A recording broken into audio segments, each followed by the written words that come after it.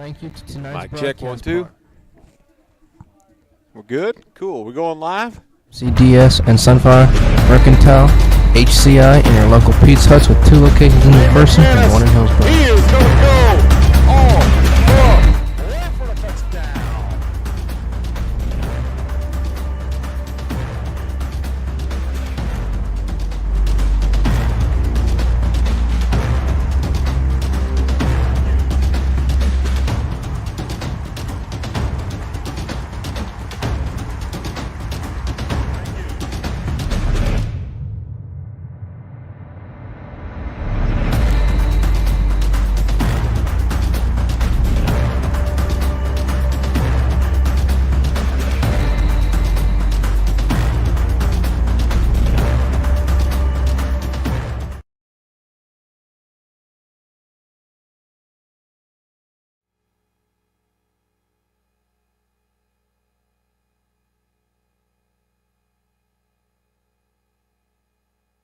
You're good. I'm getting a little talking to in my earpiece.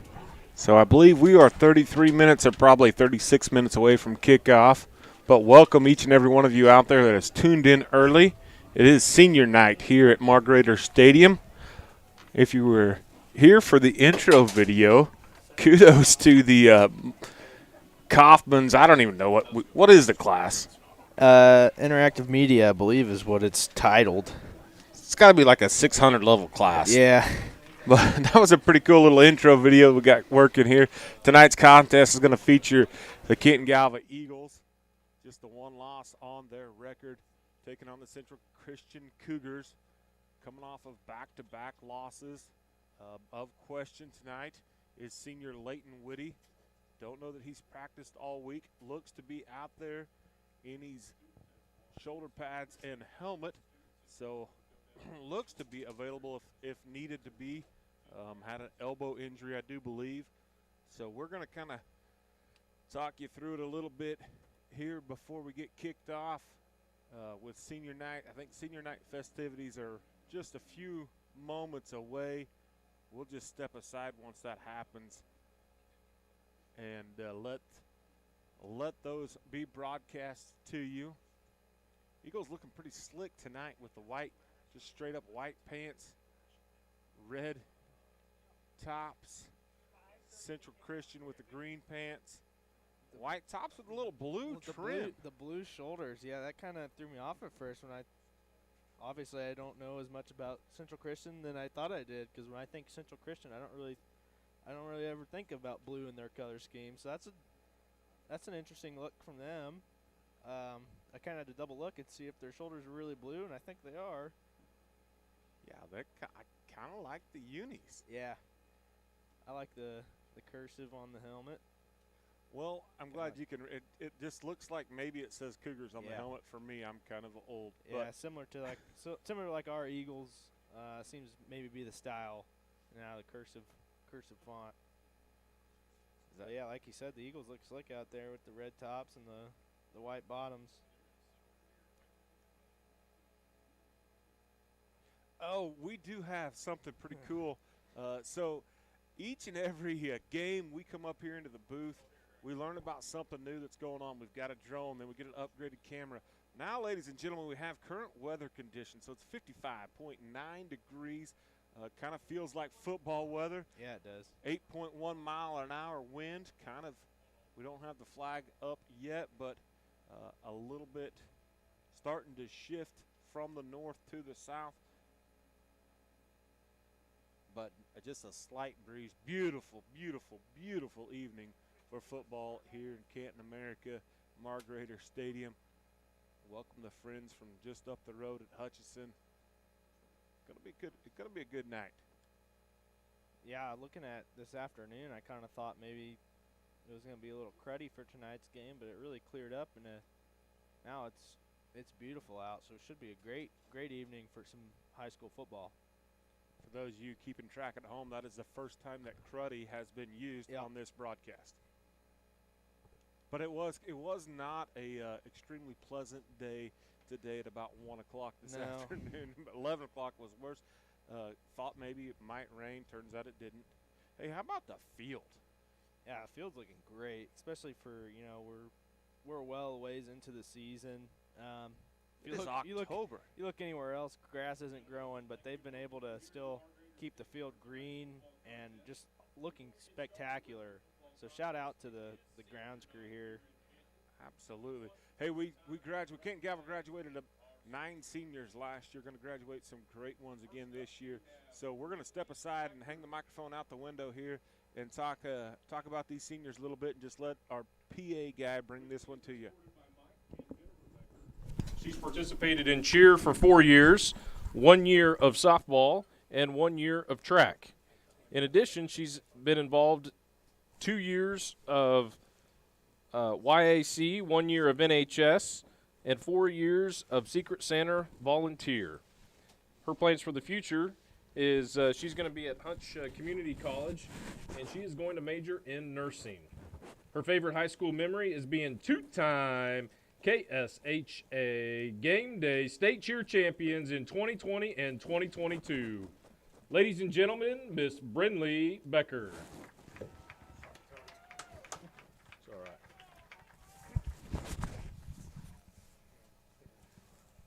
Next up, we have Emma Herrera.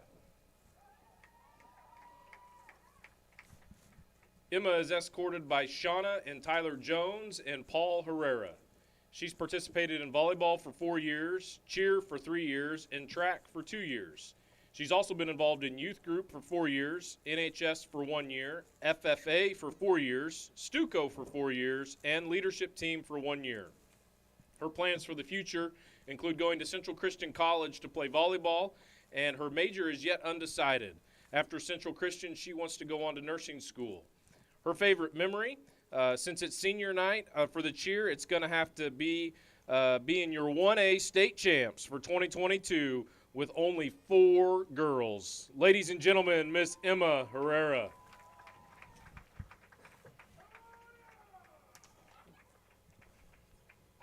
Next up, we have Emily Lance. Emily is escorted by Charles Lance. She's been involved in cheer for 3 years, track for 4 years, and basketball for 2 years. In addition, she's been involved in band, Stuco for 2 years, project-based learning for 3 years, NHS for 2 years, youth group for 4 years, and 1 year as the class secretary. Her plans for the future include studying cosmetology at Hutch Community College as well as business, and then going on to a 4-year college to become an esthetician and to get Botox licensing. All right. Her favorite memory is making All-American cheerleader and getting the opportunity to go to Hawaii this December. Ladies and gentlemen, Miss Emily Lance.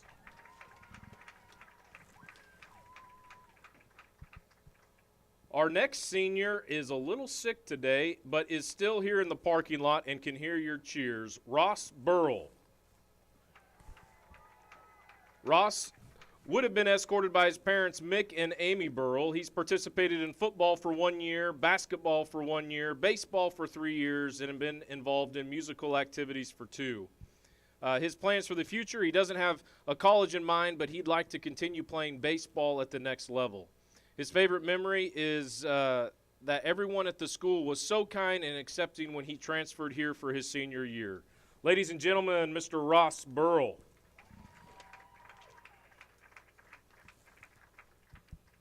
Next up, we have Dylan Cherry.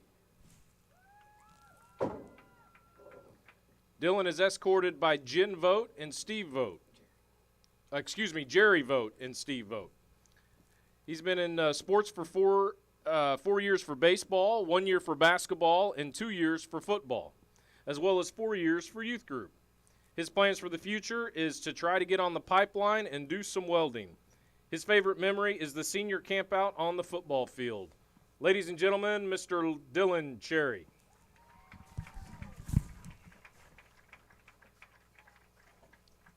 Next up, we have Wyatt Collins.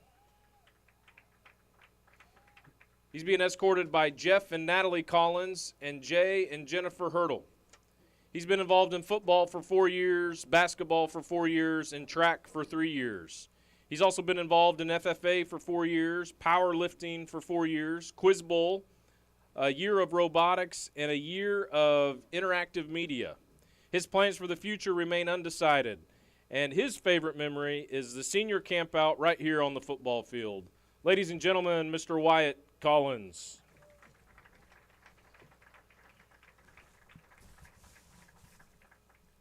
Next up, we have Jaden Ediger.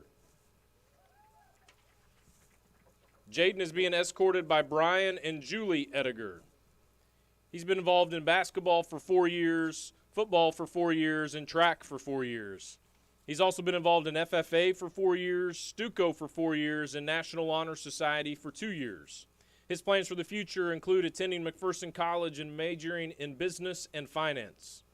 His favorite memory has been winning the 4x100 relay at state and becoming a state champion. Ladies and gentlemen, Mr. Jaden Ediger.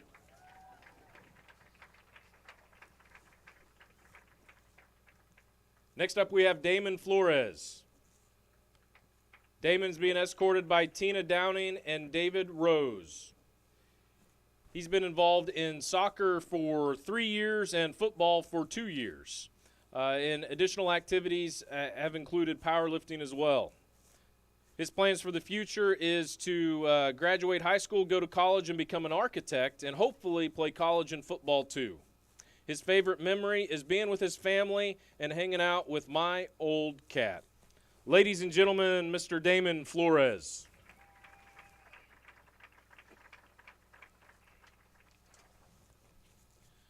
Next up, we have Isom Marston. Isom is escorted by Shad and Thea Marston. He's participated in football for 4 years, basketball for 3 years, and powerlifting for 3 years. In addition, he's been in FFA for 5 years, youth group for 4 years, YAC for 3 years, 4-H for 10 years, KJCA for 10 years, AIJCA for 10 years, AJCA for 1 year, 4-H Fair Board for 3 years, and 4-H Ambassador for 2 years. His plans for the future include going to community college for livestock judging and then transfer to K-State and major in the ag industry. Isom's favorite memory is Wyatt's faces in the huddle during team defense that gets the varsity guys laughing. Ladies and gentlemen, Mr. Isom Marston. Take this to the English teacher. Faces? Good grief. Next up, we have Jory Ratzliff. Jory is escorted by Dallas and Elda Ratzliff. He's participated in football for 4 years, basketball for 4 years, FFA for 5 years, Stuco for 4 years, NHS for 2 years, Scholars Bowl for 3 years, Foxbotics for 3 years, and powerlifting for 3 years. His plans for the future include majoring in agricultural engineering at an undecided university. His favorite memory is all the trips that he's taken, Washington, D.C. with FFA and Colorado with robotics, and spending time with the buds. Ladies and gentlemen, Mr. Jory Ratzliff.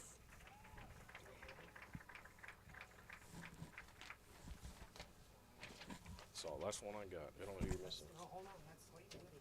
This one is? I got it right here. No, but that's.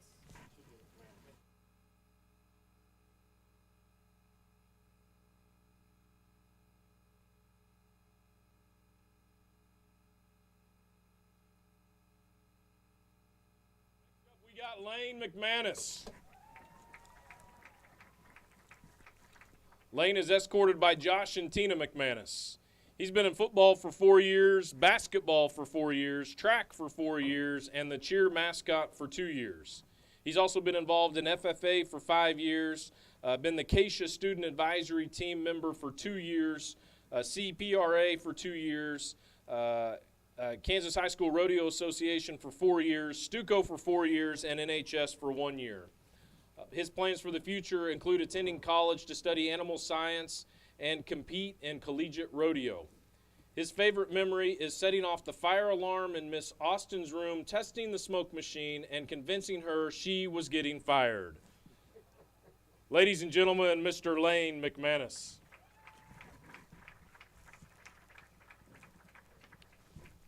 And last up for our seniors tonight, we have Leighton Whitty. Is that Jamie? Jamie and Becky? Jamie. He's being escorted by Jamie and Becky Whitty. He's been involved in football for 2 years and basketball for 2 years and 1 year of track. He's also been involved in leadership team for 1 year as well as 2 years of powerlifting. His plans for the future include going to school to become a chiropractor and hopefully play some college football. His favorite memory is the senior camp out on the football field.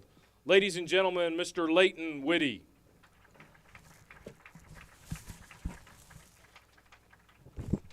Fans here in Margreter Stadium, put it on your seniors one more time.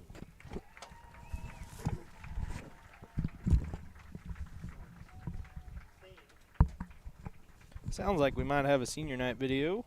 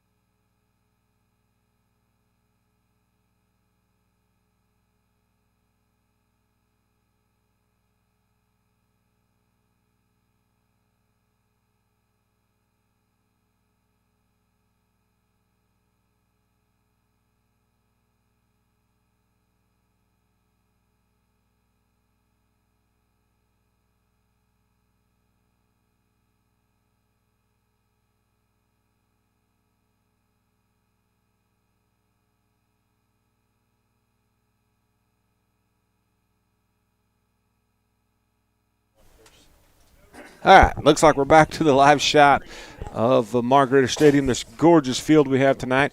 For those of you that tuned in for the senior night festivities, thank you to the PA guy, Mr. Tony Weedle, for bringing you that. Maybe now, do we have the senior video that we can show for us?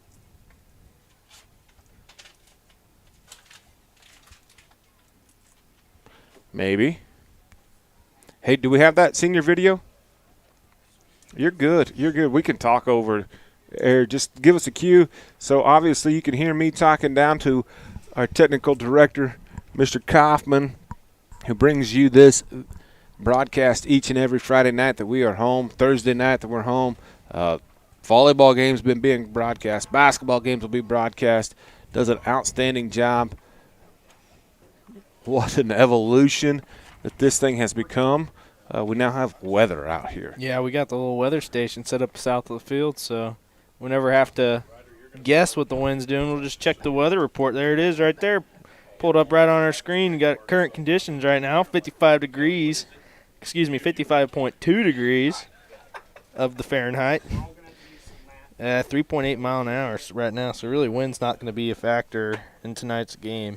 What a gorgeous fall evening. All right, Coach, just tell us when you're going to cue that baby up, and we're going to watch the senior video. There it is.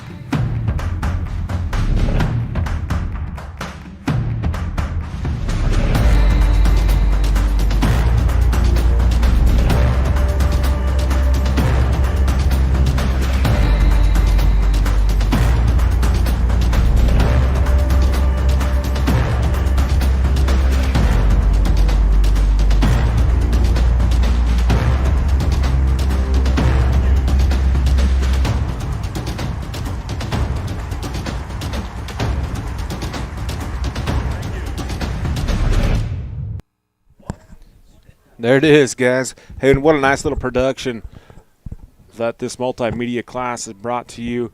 We cannot say enough great things about them.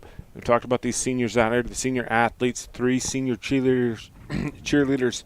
2 of them have 2 rings. One of them's got 1, I believe. Great group of seniors last year. What a phenomenal group of seniors that we saw graduate here. 9 seniors here. I believe there's 6 football 9 again. Excuse me, I got my 6 flipped upside down. 9 again on the seniors. A couple new guys coming in just for their last year here. But great group of young men again. And the home team, your Canton-Galva Eagles. As we hear Mr. Weedle talking about what's going to happen here tonight. Central Christian's coming in, take on this Canton-Galva Eagle squad, a squad that's just got the one blemish on the record. Opening game, lost by 2.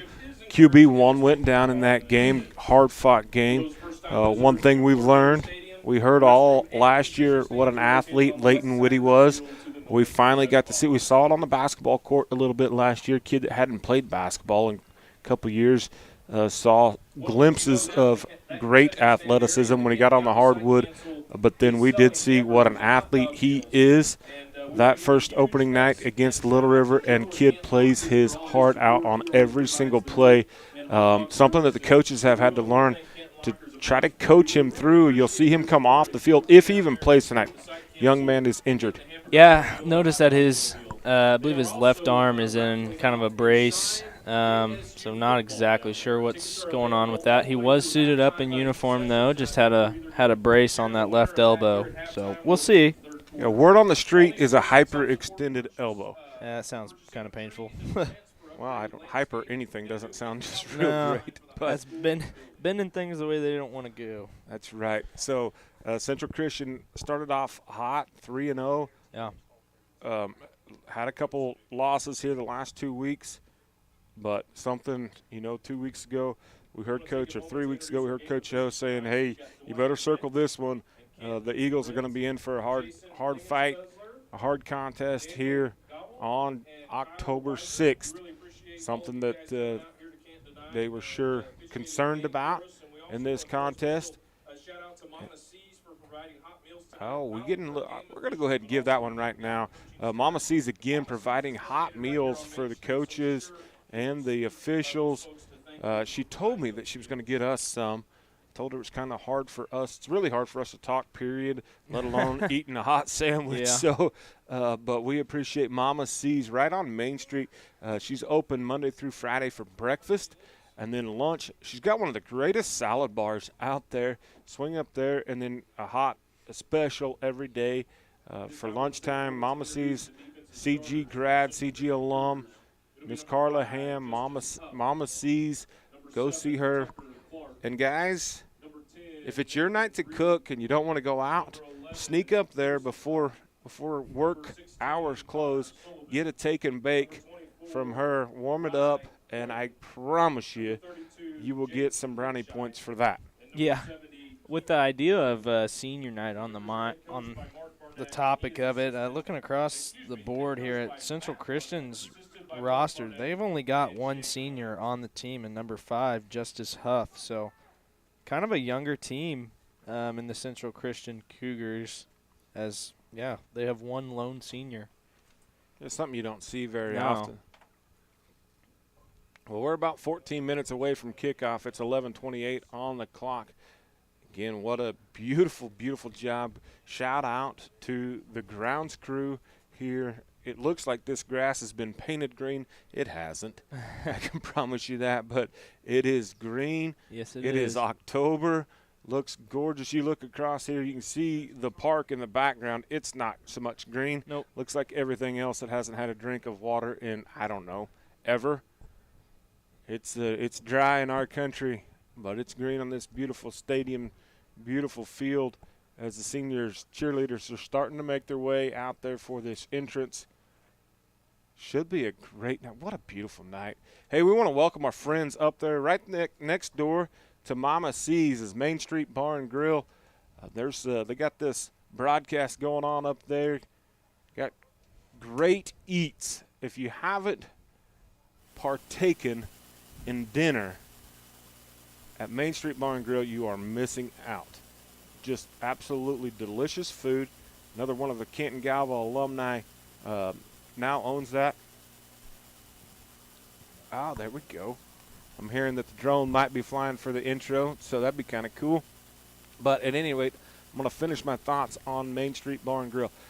Under new ownership, Mr. Keith Everhart, a CG alumnus, guy that used to play on this very field that we're watching here tonight, has this broadcast on up there.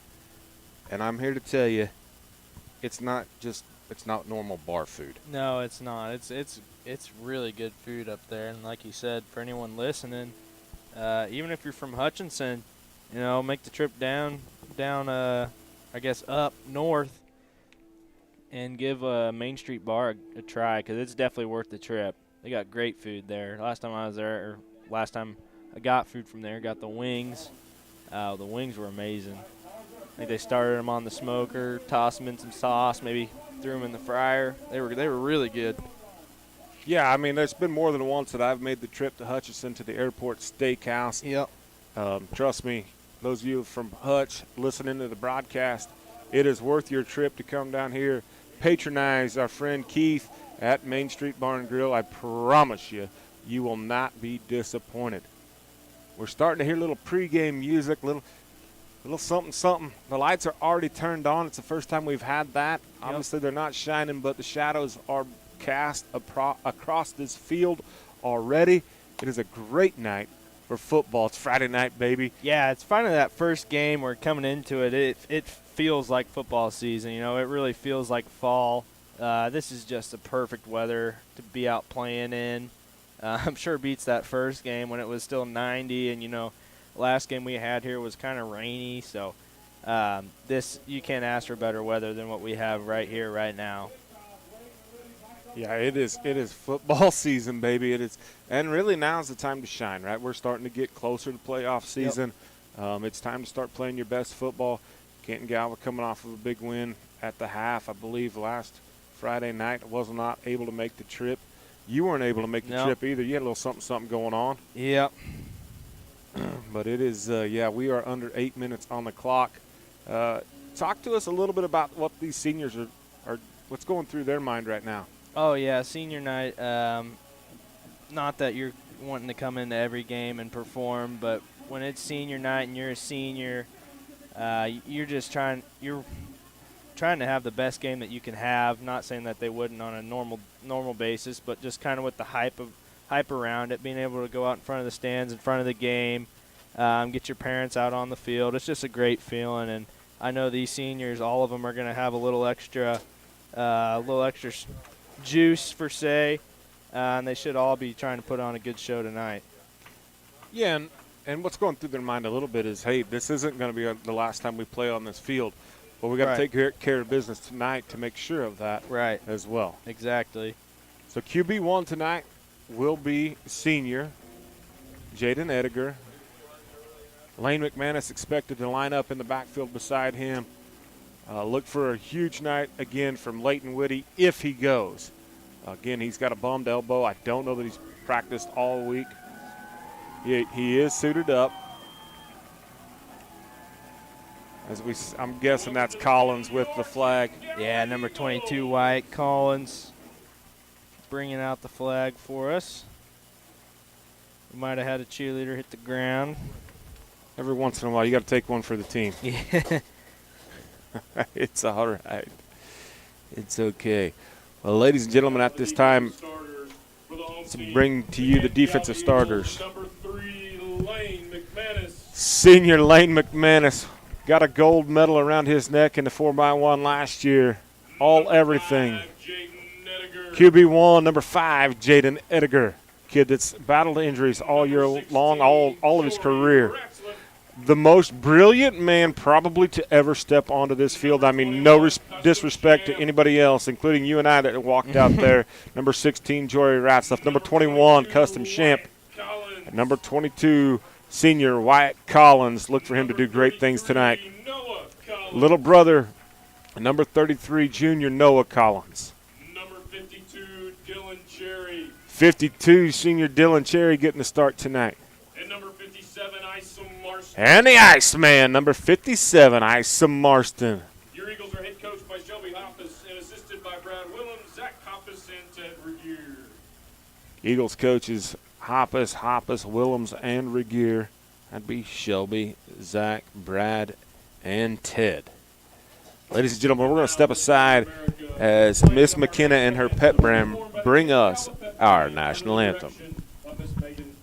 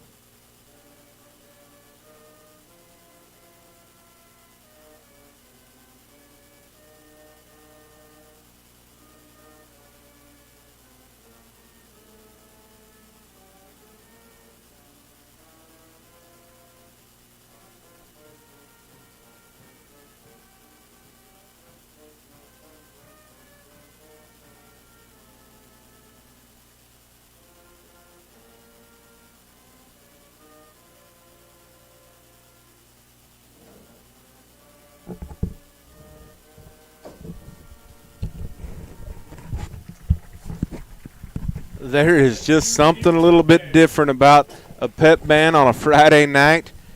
Beautiful fall weather. The lights are turned on. Games that mean something. 37 miles approximately separate these two teams. What a great night for football. Ladies and gentlemen, if you're just tuning in, it's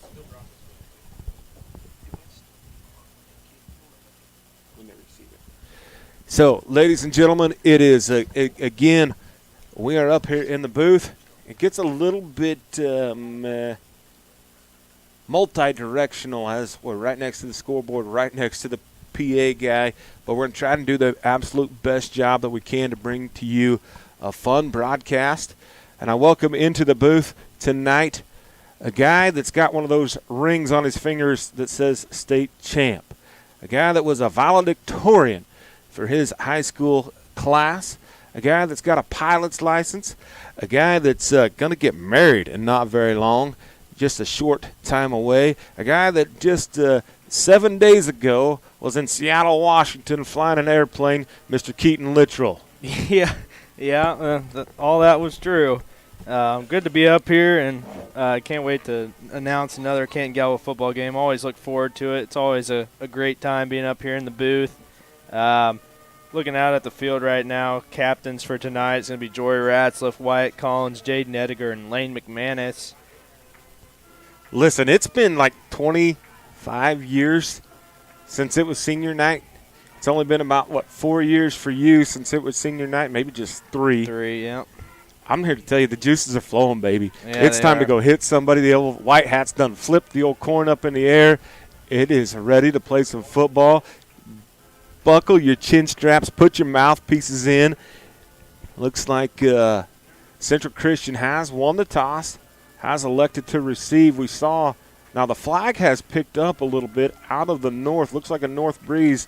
We saw the last time we got a weather update, it was just a 3-mile-an-hour wind. Yep. Looks to be a little bit more than that at the present time. But, baby, it's time to play some football. Yeah, absolutely. Looks like we got the clock set, getting ready to roll. Both teams in the huddle. We are just minutes away, if not seconds away, from some football tonight. Hey, I want to say thank you to you and Mr. Ryder Nordstrom doing a great job on the call. The last YouTube broadcast here, I had to take the other microphone. Yeah. Listen, I like this one better. It's a little more fun for me. I can say things that I probably shouldn't say to the crowd. But with that being said, ladies and gentlemen, this is a Canton-Galva broadcast. We are both Canton-Galva alumnus. We are going to be slightly skewed towards the guys wearing the red unis. If you don't like what you're hearing, it's okay. You're not going to hurt our feelings one bit. There is this thing called a mute button. You are most welcome to hit it. We won't even know. But with that being said, we're going to try to bring you the best broadcast that we can. But we will cheer for the home team, and that's just the way it is. Yeah. Leighton Whitty's going to kick. I expect this one with the wind at his back to go. We probably don't even need to announce who's back returning for the Cougars because this one's, I expect it to go into the end zone. Yeah, if it doesn't go into the end zone, you got number 24, Rye. Oh, excuse me if I'm wrong. Kuman and 11, Pearson Huff back to return. And they are not going to get a chance to return that one, as that one was deep into the end zone. Great kick there by Leighton with the wind to his back. Yeah, Whitty's got we've seen that, and he's got him in the boot. The best thing for Eagles fans is that Whitty was out there kicking. Yeah, he was questionable. Yeah. I think even last night he was questionable whether he was going to play. Didn't get a chance to talk to any of the coaching staff today, but as of last night it was going to be questionable. Yeah, I noticed how he wasn't listed for the defensive starters, so it'll be interesting to see if he starts on the offensive side of the ball. Number 10, set to pass and connects there. That pass is complete to Justice Huff. He's still on his feet. He ran out of bounds at the 36-yard line. Yeah, maybe 37. That was a great reception by Justice Huff. Good job on bringing the ball in and then getting some yards after the catch. A couple Eagle defenders there, but Justice was just able to make a couple moves and gain a lot of yards there for the Cougars. Yeah, number 10, Nathan Reed, is going to be the quarterback for the Central Christian Cougars. Really just to get the snap, throw the football. Yeah, that's exactly what they did there. He had time to get the ball off, too. Handoff's going to be to number 24, Rye Koyman. Hit at the line of scrimmage.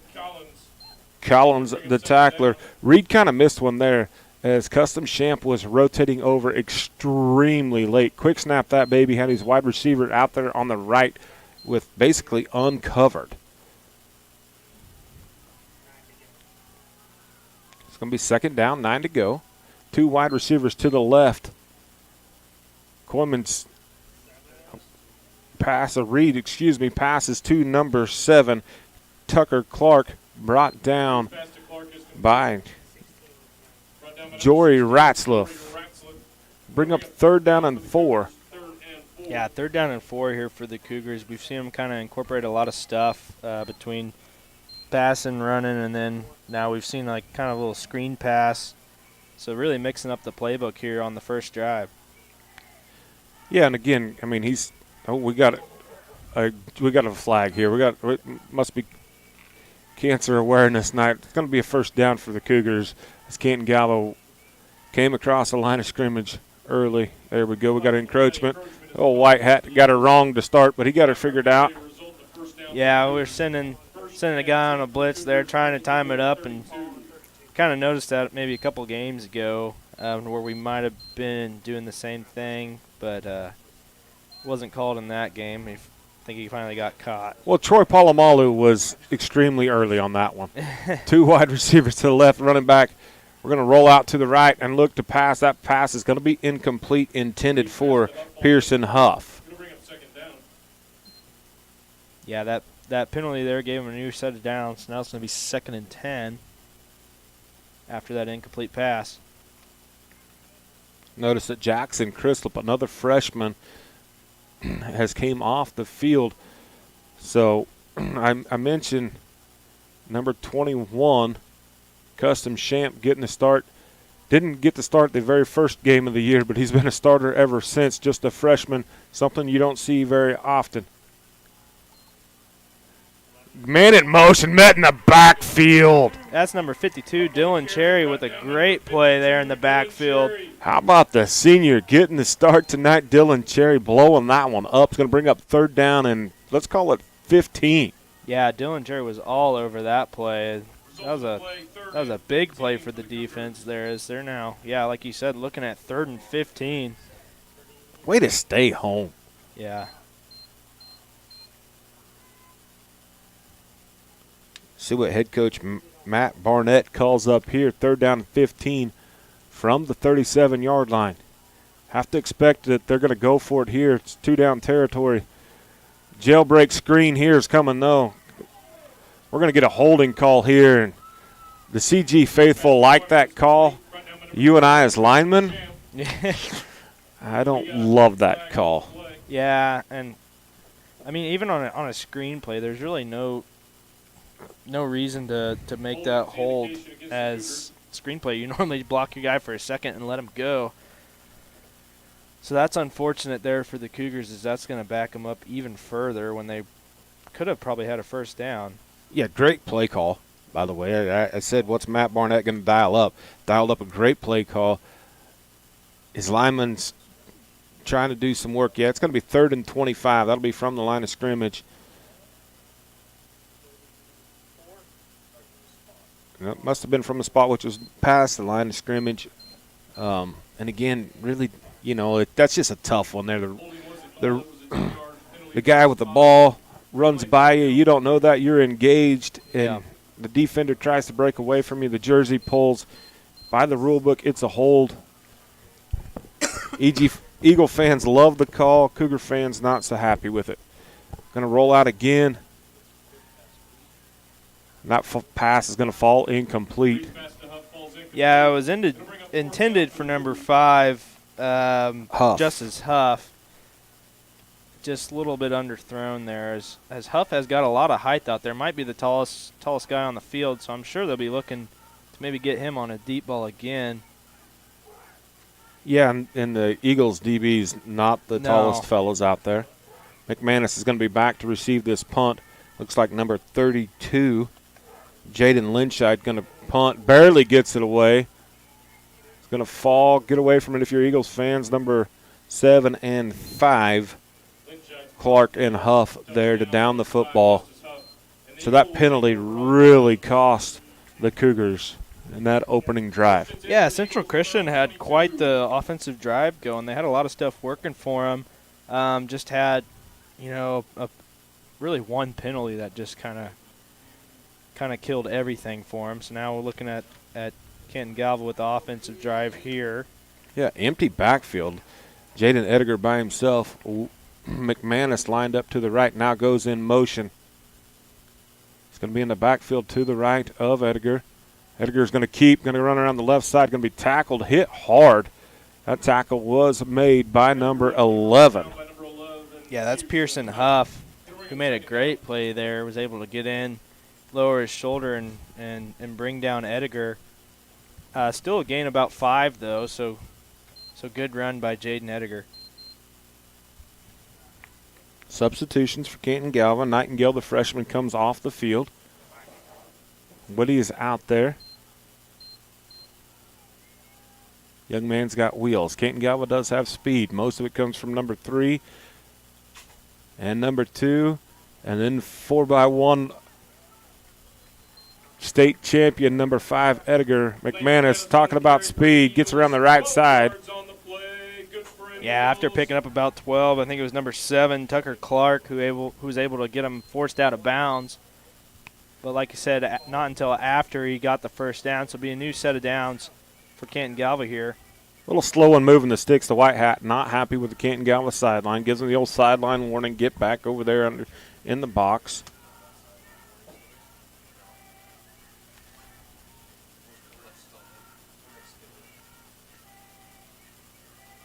Custom Champ is the receiver, wide receiver to the right. McManus behind Edgar. I believe that's Collins, yeah. What are we waiting on here? I think we got either an equipment timeout. We're going to have a delay of game. Well, that might be the first time that our new play clock came to. We saw 2 weeks ago the play clock didn't exist. Maybe some questionable officiating. Don't want to say that. We appreciate the officials, but tonight the sticks weren't set.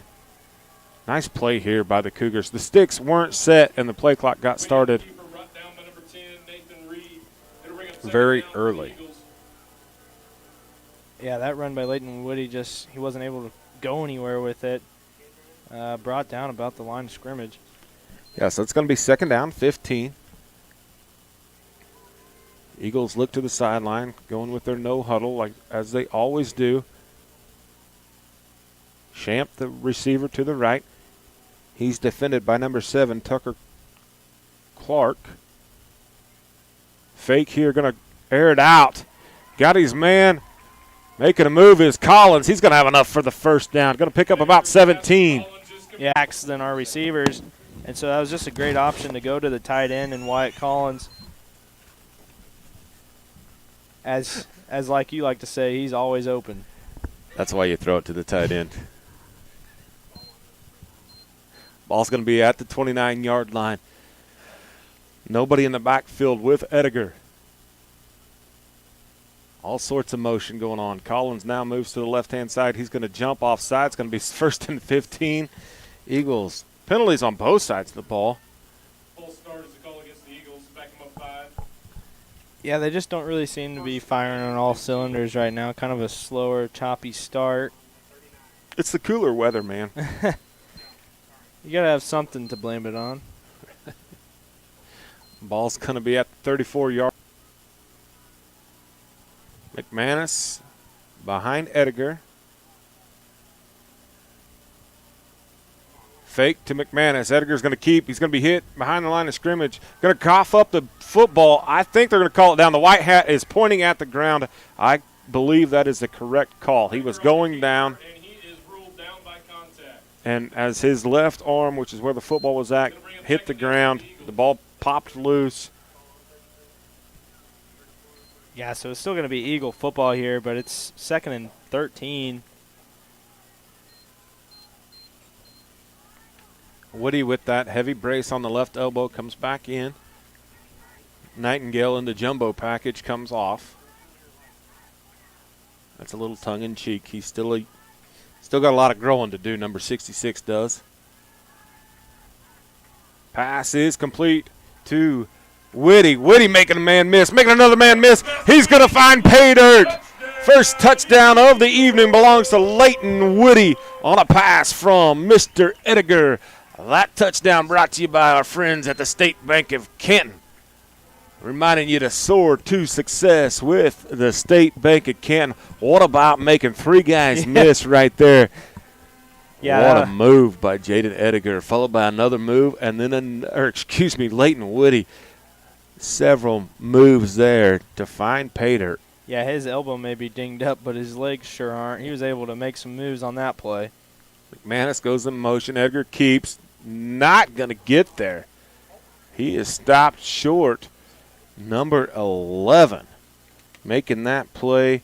That is Pearson Huff. So at 6:27 in the contest, Canton-Galva 6, Central Christian nothing.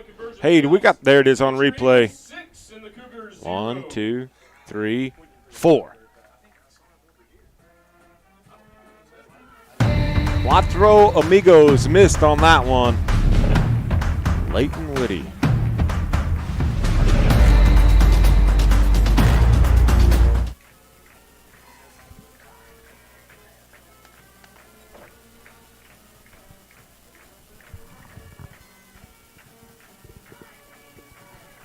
Start. Oh, we're going to get another highlight The here. very first game of the year, Right but he's here. been a starter ever since. Just a freshman. Watch Something senior. you don't see very often. Dylan Cherry making a little Man in something motion, happen. met in the backfield. That's how you tackle. Put that one on the 5th and 6th grade. How to tackle play film. That's not appropriate language, by the way. How to tackle play film. Yeah. Probably not. Instructional video. There, instructional video. That's what I was looking for.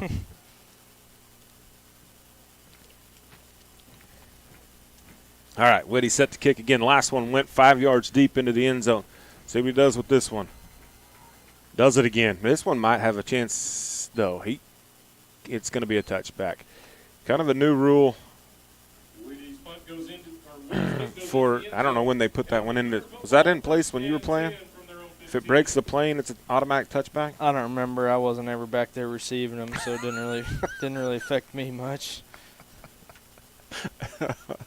Oh. Kickoff was my break. That's when you got the water bottle. Yeah. Cougars go wide receivers right and left. In the backfield, number 32 going to run the option. Going to be met. I think it's number 33, Noah Collins. Nathan Reed, the quarterback. Reed on the carry, brought down by Noah Collins for the Eagles. It'll bring up 2nd down. Yeah, that was just a great play by the Eagles' defensive line there. The whole line just kind of shifted over to the right, and Reed just didn't have anywhere to go with it. Noah Collins able to break through and make the play on that one at the line of scrimmage. Yeah, really, that was a pretty good play by Reed. Granted, he didn't get maybe half a yard, but if he pitches that, he takes a chance of losing the football or losing yardage. So just eat that one. He's going to air it out here. He's got his man. Guess who that was? Yeah, that was a tight end. Tight end taking it out to the midfield stripe. That's number 5, Huff, with the reception. McManus, the tackler for the Eagles. It's going to be 1st down, 10 to go from the 39.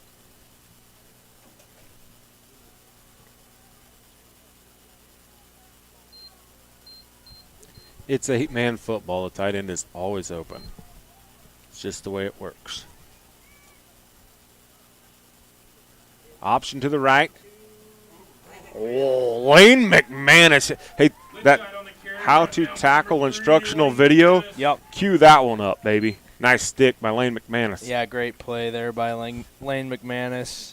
As like you said, that was just a textbook tackle. Grab him low and drive through him, and that's exactly what he did.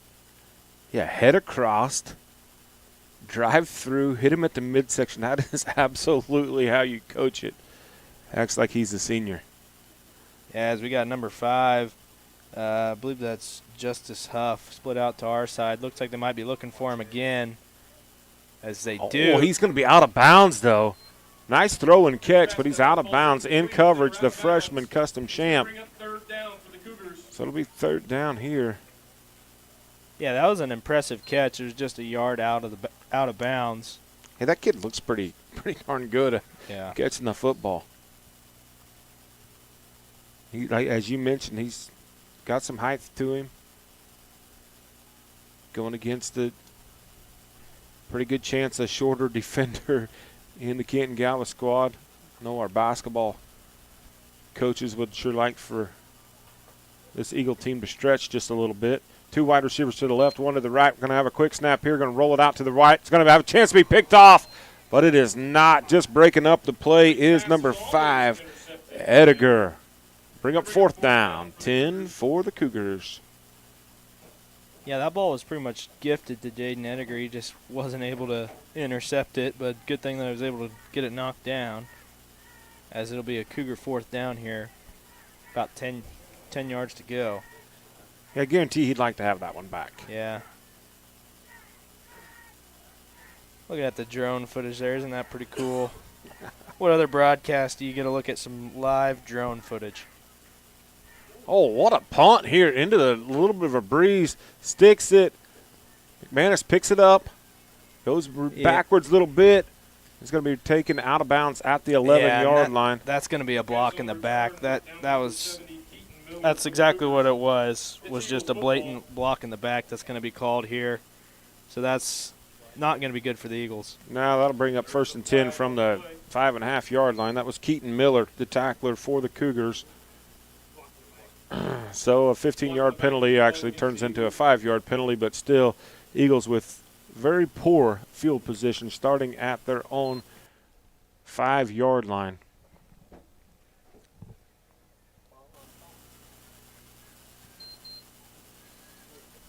Woody's going to be wide left. Shamp wide right. McManus in the backfield to the right of Jaden Ediger. Eagles' offensive line so far has looked good.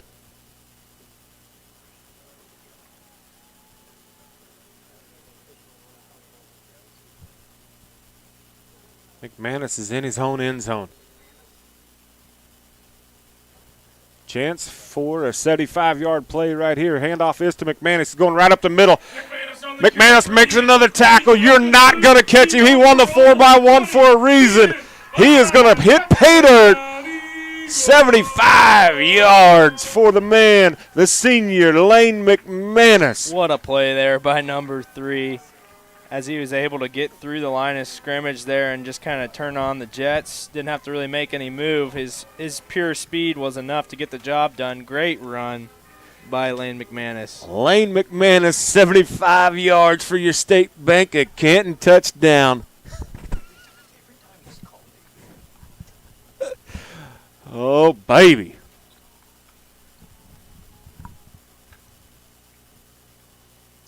Ediger's going to keep. He's going to get 2 points for the Eagles.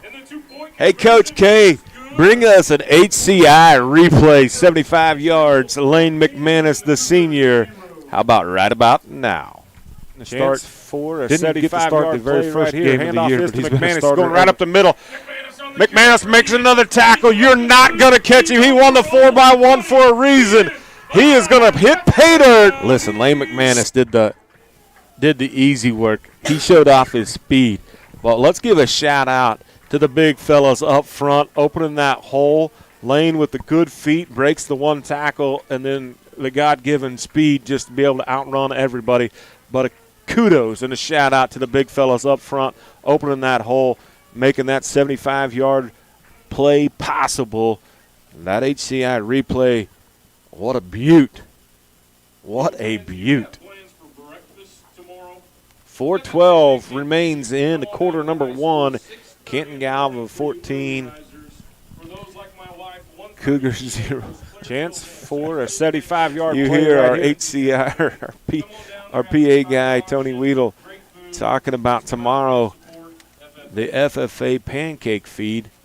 If you haven't got your tickets yet, it doesn't matter. Come up and support the FFA pancake feed. Hey, Tony, what time do they start? 6:30 goes all the way to like 1:30, I believe. 1:30, so you can have pancakes and sausage for breakfast. You can come back and have it again for lunch. Absolutely. Bid on some silent auction items. Support your FFA. Leighton Woody, see if he can't do her again. Kick her out of the back of the end zone. Takes a little off of this one. Yeah, this one's going to be returned. It's going to be 11. Huff with the carry right up the middle. Still Wow. going. Still on his feet. Finally brought down by the Eagles. That was an impressive return by number 11 there. As just when I thought they're going to blow the whistle for forward progress, all of a sudden he was able to get his legs moving and was bringing, I think, maybe 10 guys with him, eight red shirts and two other white shirts. That was a great run by Pearson Huff there. It takes it all the way back to the 29, so a 14-yard difference there. Yeah. From a touchback to that run back. Two wide receivers to the right, one to the left. Canton-Galva jumps offside. So it'll be first down and 5.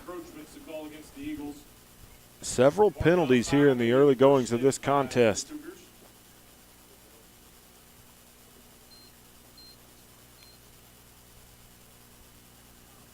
As you see those broadcast partners come across the bottom of your screen, we want to thank those guys and gals, each and every one of them.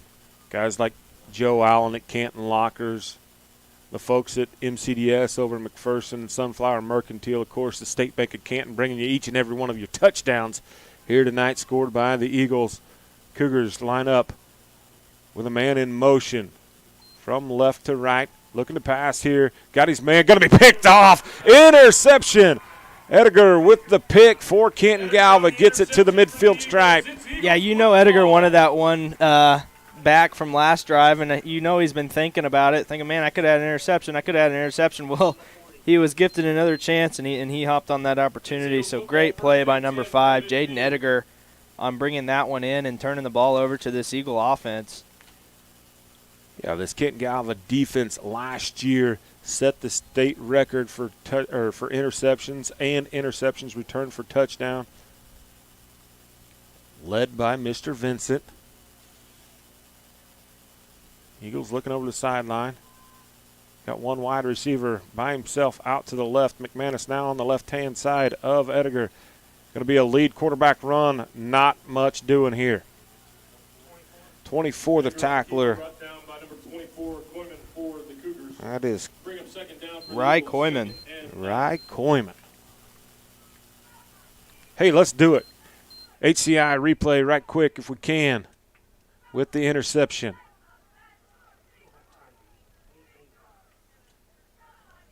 Great ball hawking skills.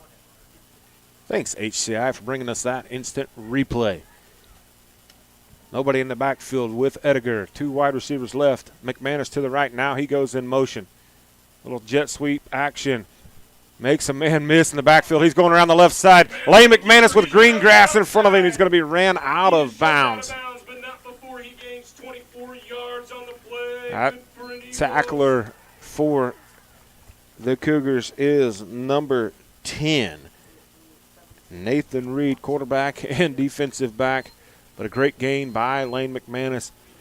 Yeah, and on that play, Central Christian's coach, Matt Barnett, was not happy with that play. He had a defender that had him in the backfield. Yeah, and no, I don't think he was happy with the ref on that one. I think he wanted a holding call on that play, as he was very upset. Looking back to pass is going to be McManus. Able to make one move, make another move, take a guy with him into the end zone for 6.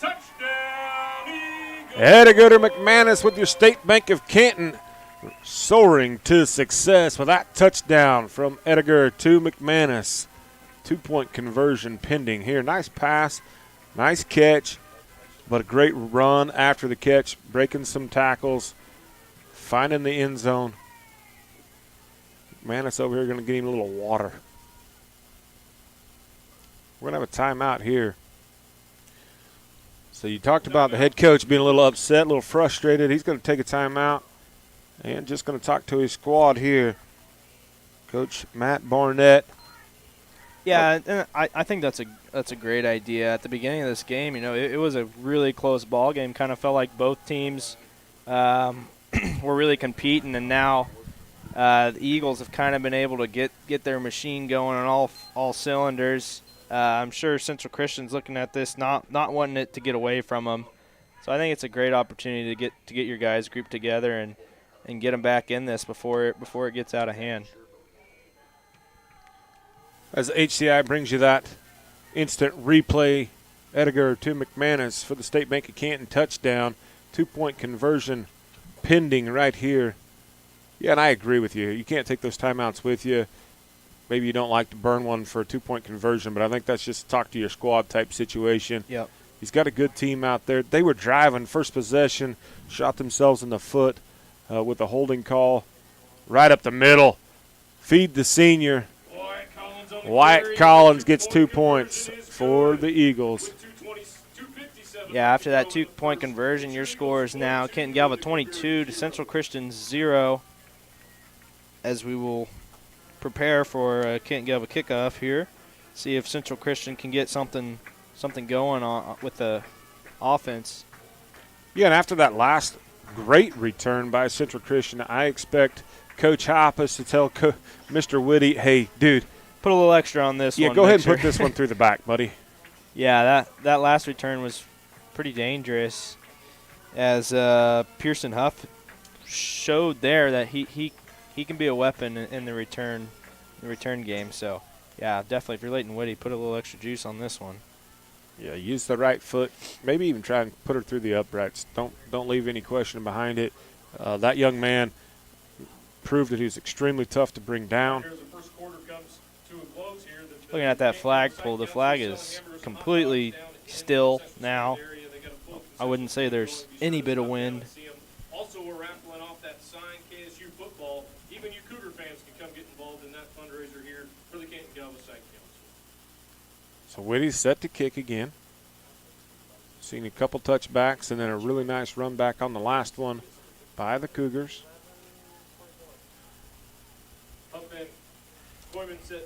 Huff and Koyman. Koyman's on the right-hand side. Oh, we're going to go with a little in-betweener here. Opportunity. Huff with another tough run. Hey, I like that. I like that placement, but they got to get there and cover it for the Eagles. There was, 20 yards of green grass there. Something that the Eagles coaches saw, had an opportunity there to go cover, maybe recover it. Yeah, but if you're Central Christian here, this is great field position for your team. Way better than being back at the 15. You got it at the 36, going to air it out here. Got his man coming across, unable to catch it. Yeah, that was number 11, Pearson Huff, who was wide open midfield. Just kind of bounced off one hand off the other and then hit the green grass. Fortunately for Central Christian, that wasn't intercepted. Yeah, Wyatt Collins was in coverage, and a great screenplay there as the Central Christian wide receiver rubs Collins off on the ref. Lucky the ref is still remained upright. Wide receivers right, 2 to the left, going to roll out to the right. Looking for his back out of the backfield. Then he's got him, and he's going to pick up 8. That reception was made by number 24, Koyman. Yeah, good pickup of yards there for the Cougars. Is now be about 3rd and 3. Yeah, now you're back into what I would anticipate to be. You got two downs to get this 3 yards. Yeah, you don't need it all here, but we'd obviously like to get it if you can. 2 to the right, 1 to the left. Ball is tipped at the line of scrimmage. That is, I think that's number 52 again. Dylan Cherry able to bat that one away.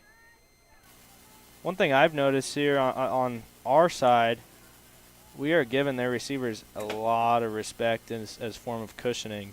I could see just a quick pass being very effective for Central Christian, as we'll see if they split a guy out to our side again. Yeah, Joey Ratliff over here in coverage, given 10 yards. Just 3 yards is all Central Christian needs. Looking for his man going deep. Going to fall incomplete. So the Cougars are going to turn it over on downs. Kudos to the Eagles defense right there. Yeah, absolutely. Was able to get a little pressure on the cue there. Kind of made him force a throw. Was a little underpowered. So now we'll see the Eagles take over on offense here. 1st and 10 at the 37-yard line. Yeah, you have to think there, if that's a curl route or anything coming back with that much cushion, they probably get that. Right. Don't need a vert right there. Whitty to the right, Champ to the left, McManus in the backfield, Edgar the quarterback, been in the queue all game, going to have a false start. And the Eagles just not looking themselves right now. No, we've had a lot of penalties, really on both sides of the ball,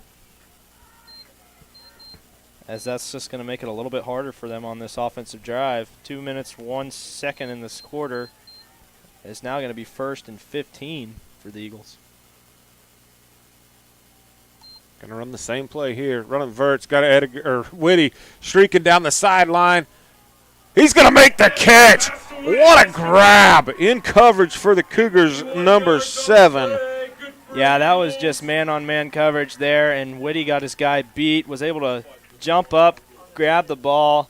Not sure how he caught that one, as it was well defended. Yeah, Clark in on the coverage for the Cougars. Hey, Coach, cue that one up. HCI instant replay coming to you right now if we got it.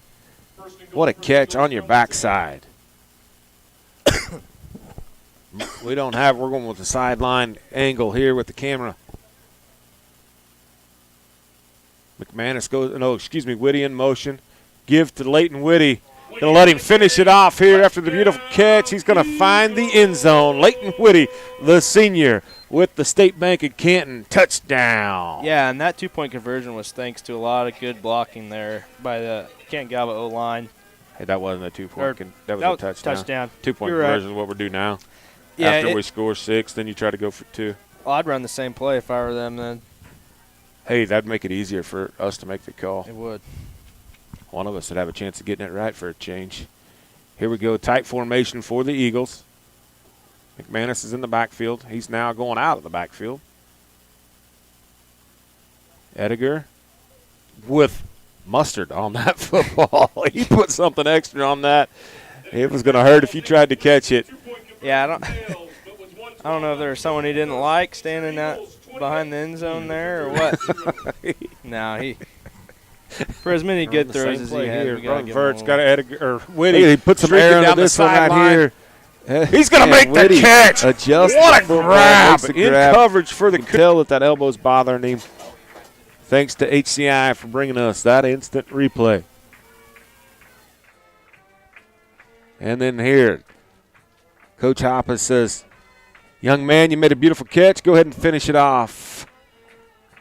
Good blocking again. How about that little camera angle switch there in the middle of the play? That's just, you don't get that anywhere else. Hey, Fox Sports can do that. Yeah. That's about it. Hey, when they come calling, Coach Kaufman, you better stick around. We appreciate you. Hopefully the Canton-Galva community, when you guys see Coach Kaufman and all of his production crew, make sure to tell them thank you, as well as our sponsors bringing you every time. Again, we have new cameras, got the weather now. HCI bringing you this high-speed, great feed. We can't thank all of those people enough. We got the same 2 back for Central Christian. We got number 66, Jackson Nightingale, kicking for the Eagles here. So we'll see if we see again. Still 20 yards of room there. Yeah, a little squib down the middle. Fielded cleanly, and he's got room to run.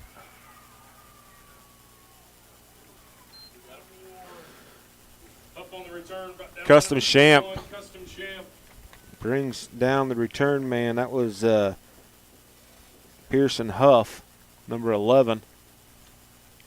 So the Eagles kickoff team giving something up here as Cougars have it on the Eagles side of the field. Yeah, this is at the huge. 34. This is huge for Central Christian. This is 2 drives in a row. They've had great field position to start off. Going to run the football here. Not much doing, though. That give was to number 32. That's Linscheid. Collins, the tackler for the Eagles. Bring up 2nd and 9 for the Cougars.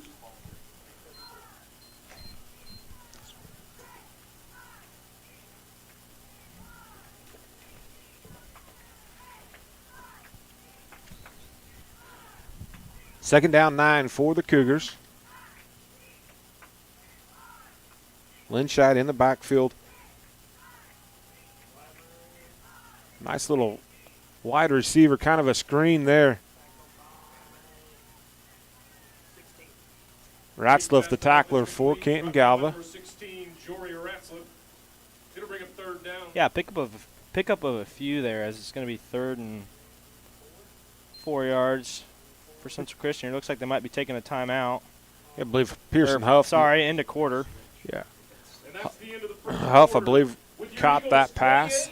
28 and the Cougars Yeah, that was 0. Huff, and he was able to initially make a move to gain maybe 2 more yards, as he's been proven that he can make some pretty physical moves. As the end of first quarter here, your score being Canton-Galva 28, Central Christian 0. As we will flip the field here, Central Christian will get the ball on the 33-yard line, be 3rd down. He wanted a holding call on that play. That's not right. Yeah, I think it's very We haven't upset. adjusted that one yet.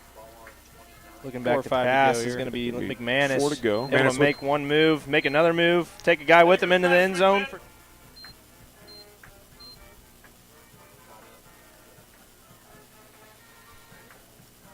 Well, we've played one, Keaton.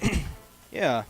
Central Christian has looked good on offense. Just, that opening drive, that hold penalty was so detrimental to them. Yeah, they had quite a drive going, and I really feel like they have something in number 5, Justice Huff, at the receiver position. Being 6'2" out there against a couple freshmen, I think, playing backs for Canton-Galva, that's just an advantage that I think they could really capitalize on, and they have a couple times. I look for them to go back to trying to get the ball in number 5, Justin Huff's hands, as I feel like he really can be a weapon on offense. Well, a freshman and a senior out at DB in Champ Yeah. and Ratzliff, but if you can get the big frame, and you see here Jory Ratzliff's lined up against him, but giving him 12 yards cushion. Right. Going with a hitch and go. Got him right on cue. That wasn't Huff, Pass to Huff is complete. that wasn't Huff. That was It was Huff. It was Huff. It was the other Huff. It was the other Huff. That wasn't Justice Huff, but Pearson Huff. Yep. So you called it. Unfortunately, yeah, I did. But yeah, that's exactly what I saw that Central Christian could take advantage of. As I really feel like they have a strong passing game. Nathan Reed has shown that he can throw the ball and throw the ball well, and they got a more than one good receiver. And he's getting it out of his hand quick. He's Yeah, not letting the exactly. rush of the Eagles get to him. 2-point conversion is going to be good here. Reed's pass to Huff is complete. Huff on the reception for the 2-point conversion. So it's 28-8 now, just 5 seconds into the second quarter. Yeah, Central Christian able to piece together a great offensive drive. Like we said, they got the ball in a great position right off from kickoff. So that might be something that we don't see Canton-Galva do again. I don't know. They might try to put it in the end zone. They're going to be getting this one. Well, yeah, I know that, but in the okay. future. Yeah, we'll see what kind of Running the same adjustments play Coach here. Running Regier verts, got makes. first Whitty year. streaking down Head the defensive sideline. Coordinator Ted Regier. He's going to make the catch. Much What a documented. That Coach O'Connor has moved on to Mound Ridge, the head coach of the Wildcats, doing great things up there, did awesome things here. So brings up next man up on the football field, next man up in the coaching staff, Ted Regier, taking over the DC calls kind of leaving these guys out there on the island a lot of cushion. See if he bumps them up, maybe goes into a two-safety type situation. McManus is going to be set to receive this kick for the Eagles. Yeah, and like we said, Central Christian having their weapons on the kick return. Lane McManus on a kick return is a big threat as well. As if he's able to field this one cleanly, it could be pretty tough getting him down. What do we got going here? Looks like we might have a little. We got an onside lined up right off the bat. It's not going to go 10 yards. Don't touch it. Don't touch it. Don't touch it. There it is. Yeah, that's going to be a penalty there, and I'm sure. Okay, you're supposed to throw the flag there, Captain. It should be 5 yards from that spot. Right.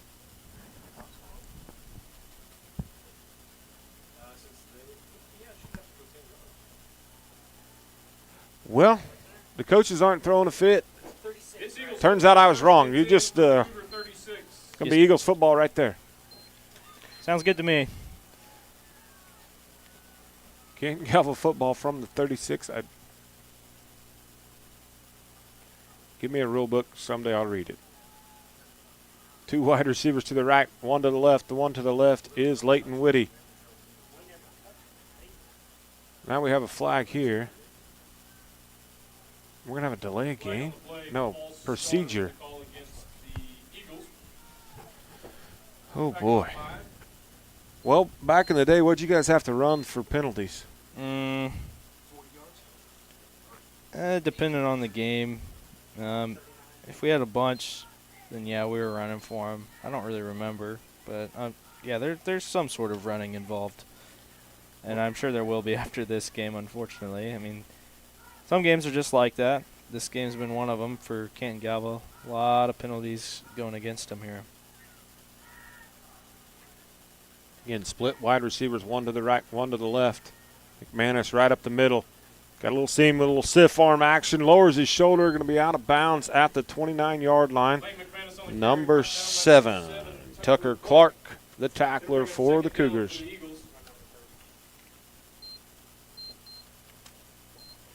So it'll be second down. Call it 4? Yeah, second and short 4. Nice run by Lane McManus. Haven't talked about him being the multi-sport athlete. Again, he's got a gold medal that he can wear whenever he wants to.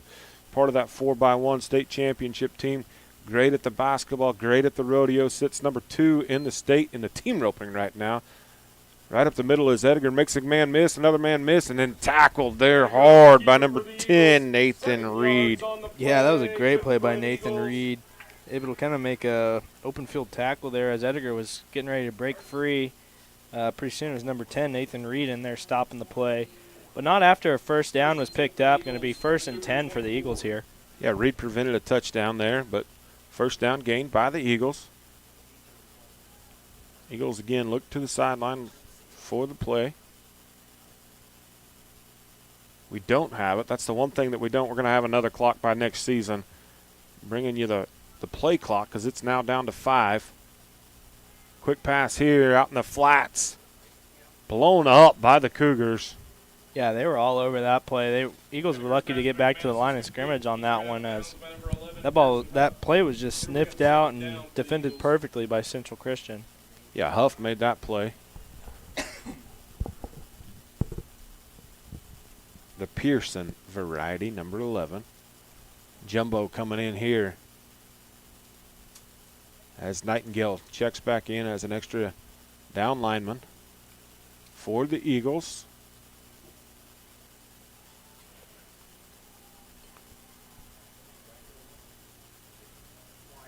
Going to go power here, and it's not going to work. Hit first by number 10, Reed. Yeah, the Cougars' defensive line did a really good job on that play. I think all of them were about in the backfield there. Just showing great physicality up front and able to stop that play once again. 2 plays stopped at the line of scrimmage. It's going to be 3rd and 10. And kudos to Matt Barnett and the coaching staff for the Cougars. Yeah. They put Collins in the backfield there. Kind of probably knew that was going to be power run, lead quarterback run, and they blew it up to the Cougars. Just 2 down linemen for Central Christian right now. McManus in motion. Fake the handoff to him. We're going to have the signal is going to be encroachment here. Encroachment is the call against the Cougars.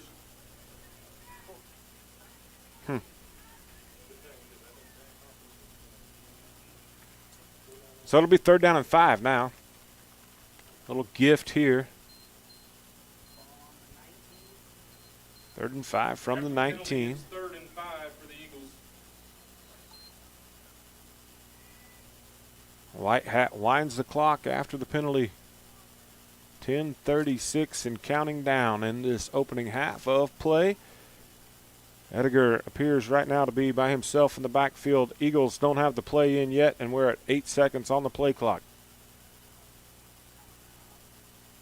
Full in motion. The Eagles not going to get this one off. They're going to have to call timeout. Timeout, Eagles.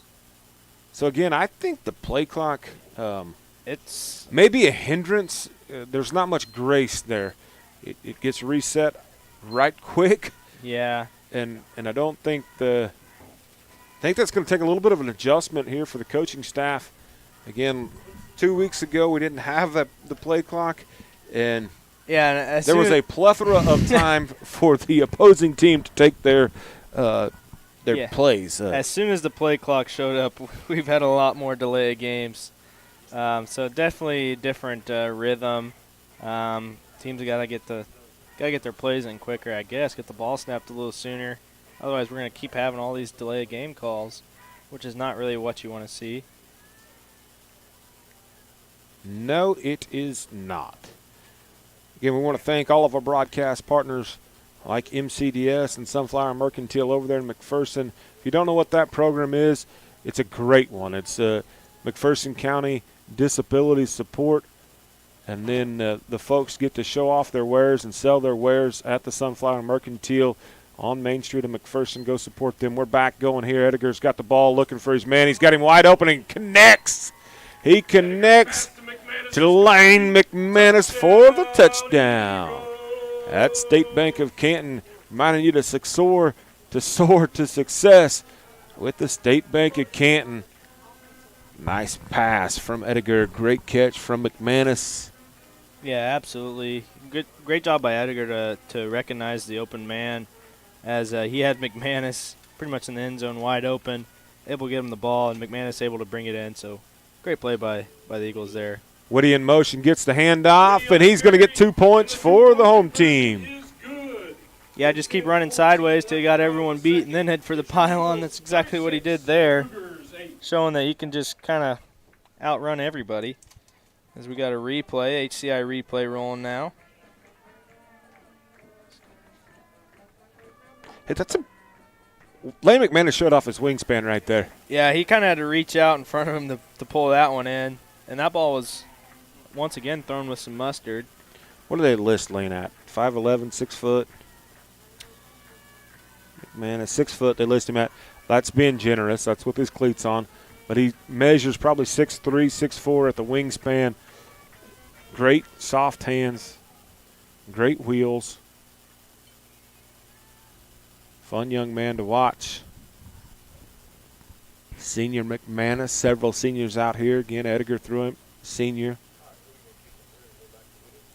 Looks like Whitty's going to tee this one up.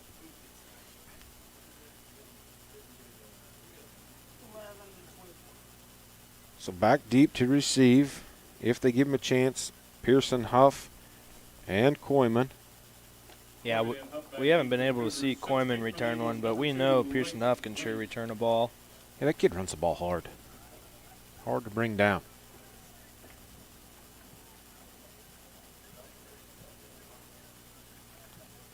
Just a sophomore. There's going to not get to the end zone.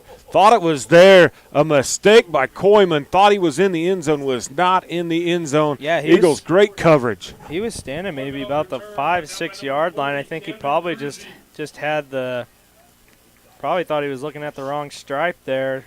That's unfortunate for Central Christian, as if he would have returned it, he would have had obviously would have got more yards than he got, but he could have let that one probably bounce into the end zone too. It was bouncing pretty dead. Hey, got to give a shout out to the sophomore Camden Cruzy in on the Absolutely. tackle. that ball kind of bounced dead and went straight up in the air. Might not have made it to the end zone, but a little bit of a mental lapse there. Oh, tough run here right up the middle. That was Koyman. So he's making up for that right there. A little frustrated at himself and takes it out on the Eagle defenders.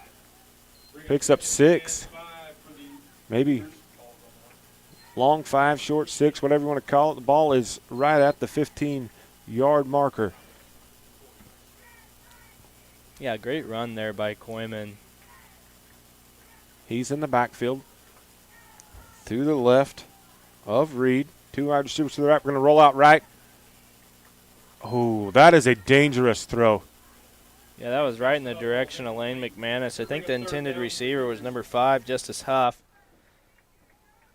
Don't know if there's a miscommunication on the route or if Reed was just looking to get rid of that one. But listen, there's a few guys in the NFL that can make that throw. Yeah. And only a few. Coming across his body like that, maybe 4. The clock operator says the top of the list is a guy that goes by the name of Patrick Mahomes, and we've seen him throw, should have been 3 interceptions just the last time he was on the field. Very dangerous. That pass is going to be caught at the sticks. Huff with the reception right at the yard to gain. I think they're going to call him just short. Yeah, it looks like he's going to be maybe a foot short. Inches for the Cougars. As this will be a big 4th down here for the Cougars.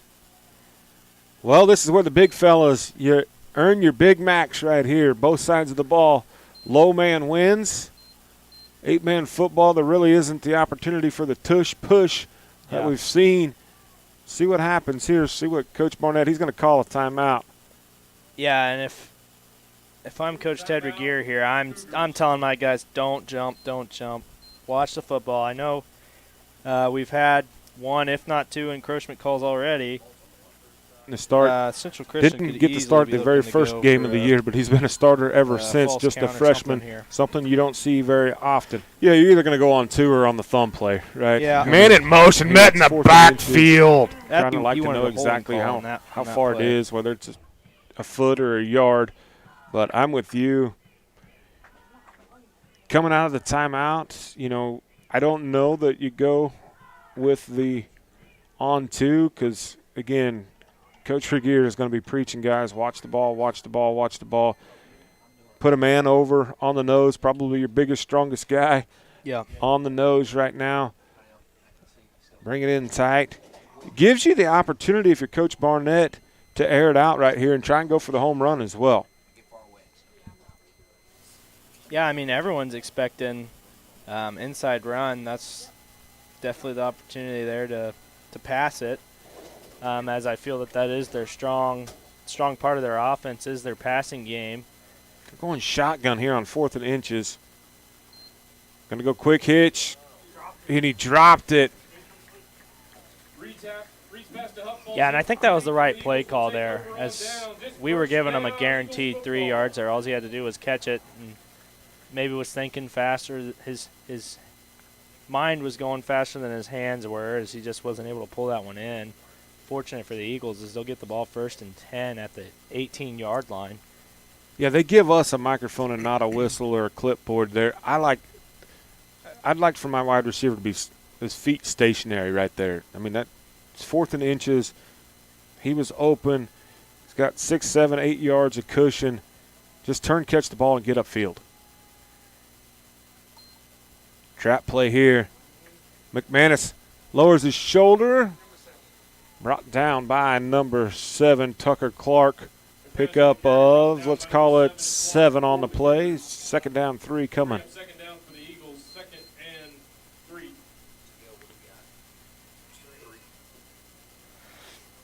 Nice run by McManus. Good trap block there by the right guard. We haven't talked about this either.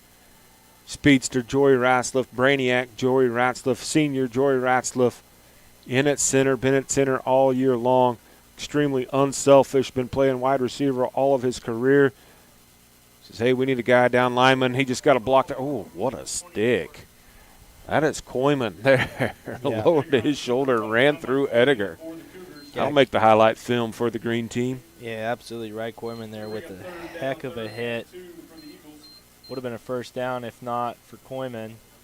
It's not going to be 3rd down and 2 to go. Finish my thought on number 16, the unselfish senior Joey Ratzliff. Again, just, hey, Coach, wherever you need me, I'm going to play. He says, well, I need you at center. Usually a guy a little thicker plays center. You and I wear lots larger jeans than Joey Ratzliff ever will. What a shifty move by McManus. Picks up the first down. McManus on the carry for the Eagles, 7 yards on the play. Yeah, it's going to bring up 1st and goal. 1st and goal here for the Eagles. 1st and goal for the Eagles from the 4.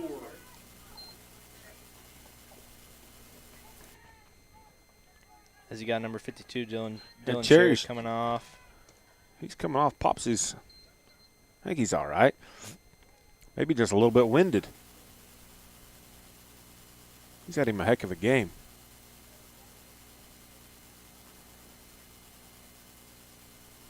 Ediger's going to pull. Ediger's going to find the end zone. And he's in the end zone. Touchdown for Canton-Galva. That touchdown brought to you by our friends at State Bank of Canton. Go see Tom and the boys. They'll remind you to soar to success at the State Bank of Canton. Nice run there by quarterback number 1, Jaden Ediger. Nice play call. Ediger gets it again. Oh, nice catch by Wyatt Collins for the 2-point conversion. And the 2-point conversion is So it's 44-8 at 7:28 to go in the second. It's your Eagles 44. How about a little HCI instant replay?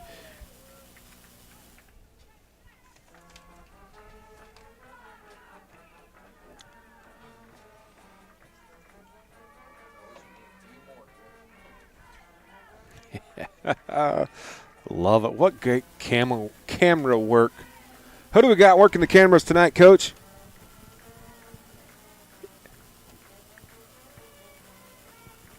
Ethan Barnett, what a thank you to him. Trevor Erskine pulling double duty.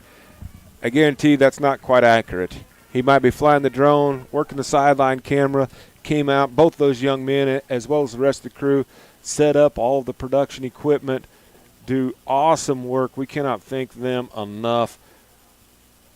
Those guys have a career, have a future in this broadcast business, much more so than you and I do. Yeah, that's for sure.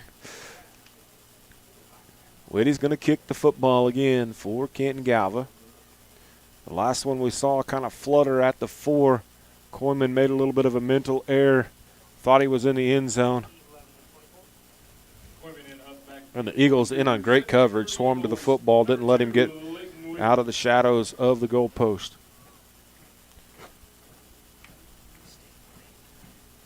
What a great crowd we got here again tonight here for Canton-Galva. Cool evening, first cool evening we've had for football.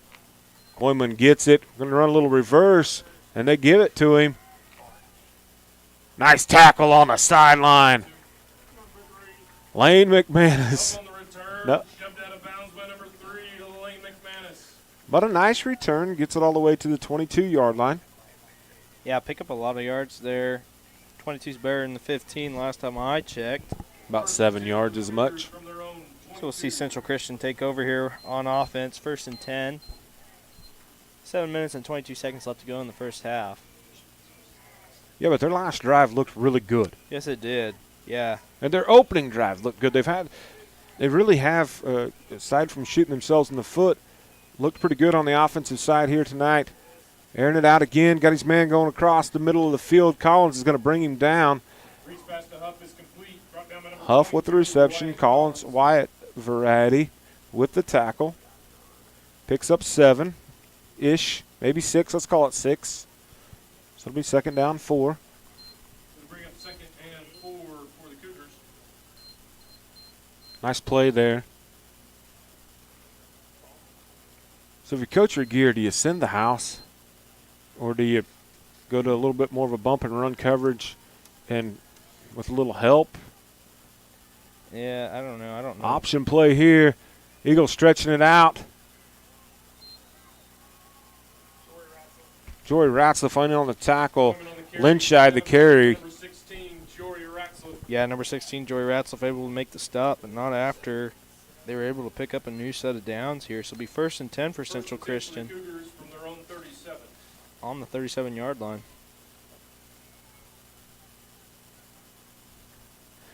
I would agree with Coach K as we hear him in the ear. This is a good-looking uni fit for the Eagles. Clean white pants, red jerseys.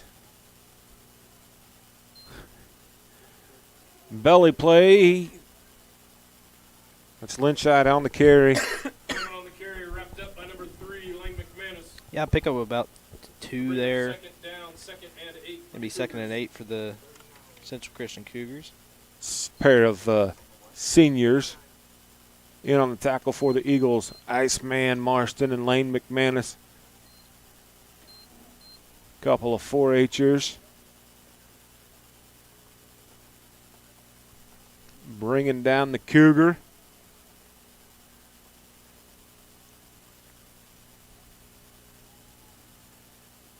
Huff in motion. Airing it out over the outstretched arms. Number 5, Justice Huff, was the intended receiver. 3rd down and 8 for Central Christian. Ball is at the 39-yard line. I'm guessing here, if you're Coach Barnett, you got 2 downs to get this? Oh, yeah. Yeah, this is 4-down territory here. I'd say once you get in the vicinity of midfield and 8-man, that you're thinking 4-down territory. Obviously, they'd like to pick it all up here, but, you know, if you only get 5 or 6, I definitely see them going for man. Jailbreak Brits, but they pick it up there. Pass is complete to number 32, Jaden Lynchide, and he's still going. Going to be brought down out of bounds. Joey Ratzlaff, I believe, saved the touchdown. Yeah, great job there by Nathan Reed in getting that ball off. Obviously, on those jailbreak screens, you're going to have a bunch of guys coming at you because they're coming at the quarterback. They're not on your receiver. So great job on timing that and getting the ball off before he took a big hit there. Able to hop right up though, and yeah, the junior Nathan Reed stands in the pocket. Takes a shot, but delivers the football right on the mark. Going to throw it again here. Finds his man. Not much, though. Jackson Crislip, the other freshman, in on coverage.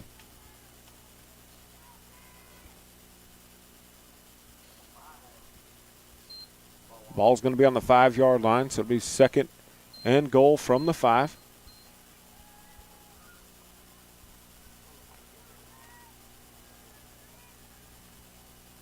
Two wide receivers left, one to the right.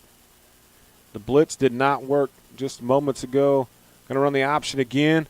Kind of a loft. The ball's on the ground. Ball is out. The ball's going to be recovered by the red team. Canton-Galva with the football. Coming up with it. Going to be the big man, the senior. What a night he is having. Dylan Cherry with the football, the fumble recovery. He's showing off his arm, throwing it over to the sidelines. Hey, how about an HCI instant replay on that one?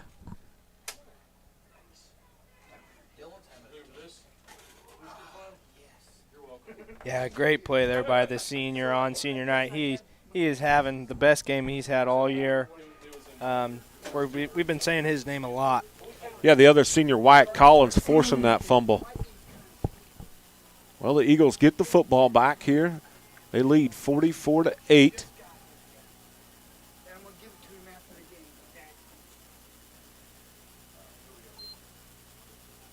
McManus finds him a little spot. Oh, trips. Turf Monster got him. You know, and I bet this is something that these guys have not practiced on at all this year except for the, like you said, 2 Friday nights ago when it rained. Yeah. There would be a little moisture now starting to form on this field. Beautiful grass. Yeah. It's been dry every practice. It's been dry. And I would bet that there's starting to be a little moisture forming. And Lane falls victim to the slickness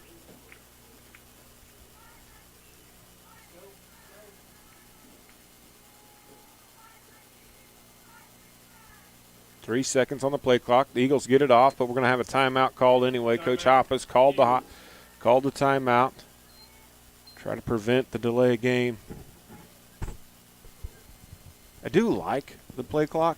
Yeah, I like it too. It's just going to take some getting used to for the offense to be able to get the play in, get the ball snapped in time. And I'd say Canton-Galva runs a fairly quick offense with the no huddle. Just got to be a little bit quicker, I guess. It feels much quicker. It feels Yeah. like kind of the play clock's winding down when we would typically see the white hat stick his hand up in the air, signaling 10 seconds to go. Right. See a nice shot here of the home crowd and the pep band, Miss McKenna and the pep band. We want to welcome those of you tuning in at Main Street Bar and Grill, getting your tummy full. I think there's shrimp on the special tonight. Go ahead and follow them on the Facebook. Never know what they got a chef in there, not just a cook. They got a chef. You never know what he's going to cook up for the evening special. So go follow Main Street Bar and Grill on the Facebook. We have a play fake here. Edgar's going to keep it. Going to be hit. Oh, breaks another tackle. 11, Pearson Huff finally brings him down. Yeah, Edgar just didn't have his guy open, so able to pick up the yards himself. Going to be 3rd and 1 here for the Eagles. I expect Coach Hoppus to go safe here and just get the first down. This close to your own end zone.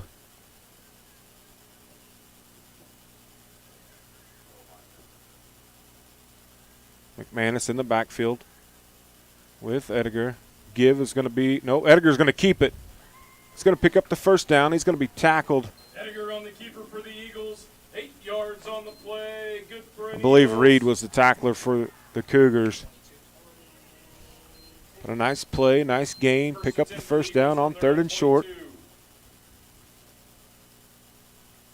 Yeah, getting that new set of downs is always a good feeling because now you can kind of restart. You don't have to worry about it. I maybe see a bigger play here. They're just going to kind of go wildcat around the right side. It's not going to work as the Central Christian defenders are all over that play. Might even be tackled for loss there. Yeah, Justice Huff, the tackler. And that was kind of a dangerous play there. Great tackle by Huff. And Whitty's got that bum elbow. Yeah. Huff coming around there with a windmill trying to punch the football out. Great ball security by Leighton Whitty. Not coughing up the football. He remains in the game. He's in that slot receiver position. Freshman Custom Champ wide out to the left. McManus deep behind Edgar.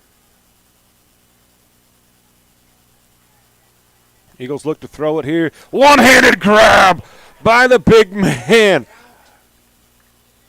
What a snag by number 22, Wyatt Collins. Yeah, I hope we got that one on the replay. That was a great catch. Really great throw by Edgar there, as no one was catching that ball besides Collins, and actually gave him the opportunity to bring it in and run with it. So great one-hand snag by number 22, Wyatt Collins.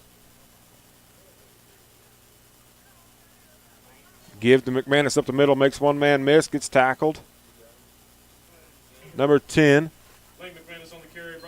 Nathan Reed. McManus picks up 4. Yeah, it'll be 2nd and 6 here for the Eagles. Ball's going to be at the 38-yard line. Eagles look to the sideline for the play. 1:14. We are at 70 seconds to go in this opening half. Down to 14 seconds on the play clock now. 10. 3 out to the right for the Eagles. Going to have an encroachment against the Cougars. That'll be 2nd and 1. Yeah, I don't know how many penalties we've seen in this game, but it's been a lot.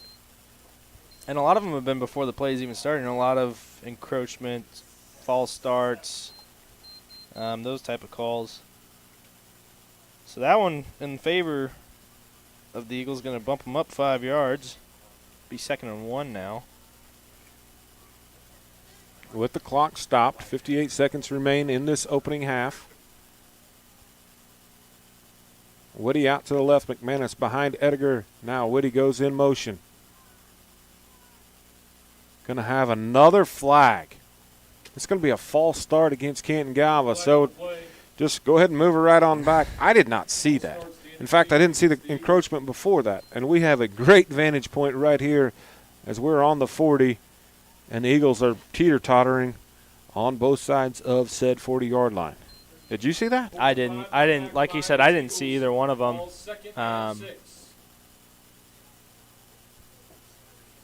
Yes, sir. It is 58 seconds remain in this opening half. So Woody goes in motion once again. Far to the right. Give is going to be fake to McManus. Going to try to air it out to Woody. He's going to be broken up. What a pass break up there. Yeah, that defense was perfect there by number 11, Pearson Huff. He could not have defended that any better. Able to make a play on the ball and just bat that one away. So great job there by number 11 for the Cougars. Yeah, and great. Again, we talked about it. Leighton Woody is fast. And Huff was right there with him, stride for stride. This Central Christian football team, I mean, they've been close all night long. The score really doesn't reflect how competitive this football game has been. No, it hasn't. Central Christian has really been on the verge of having some great drives that have just been turned around either by turnover or penalties. As you see, Edgar with the keep. 9 yards on the play. Good for The official assisted on the football tackle. That'll keep the clock running here once the chains are set. Eagles looking to score as they go into the half. Woody back into the football game. He's going to go out to the right. McManus is going to go in motion. Give is going to be the lane. He's got to backpedal just a little bit. Hurdles a man, puts his shoulder down, runs through a man. He's going to pick up a first down. yeah, there is a flag on the play. Yeah, there's About a shock. About the 26-yard line. Going to be a hold against the Eagles. There's a flag on the play. Holding is the indication against I did not see that one either.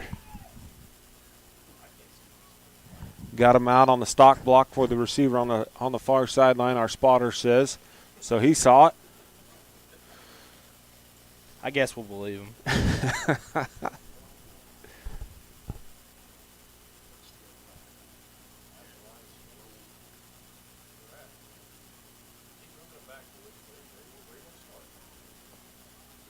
So again, what an awesome production that we're able to be a part of and call these games where they got a 30-second delay, so our spotter can sit there and watch the delay camera, see things like that.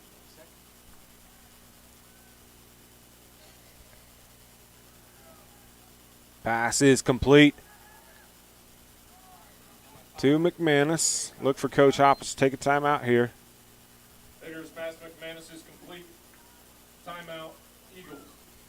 Yeah, so 7 seconds left to go in this half. Eagles have one, maybe two plays. I'm thinking one play here to find the end zone. I believe they're out of timeouts, so it's sideline or end zone. Yeah, we ain't kicking a field goal, that's for sure. So You know, actually, that is something that could potentially happen.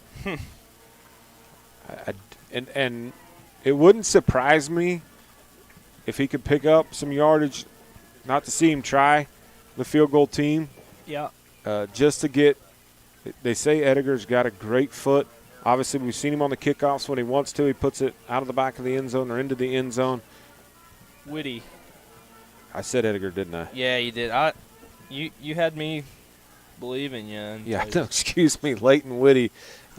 We've yet to see him try to make a field goal.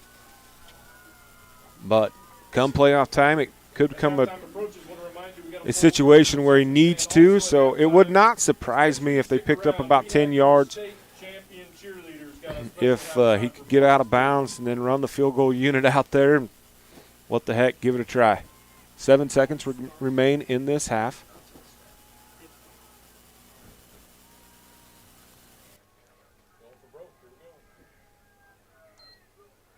Looks like we're going to try and get to the end zone here.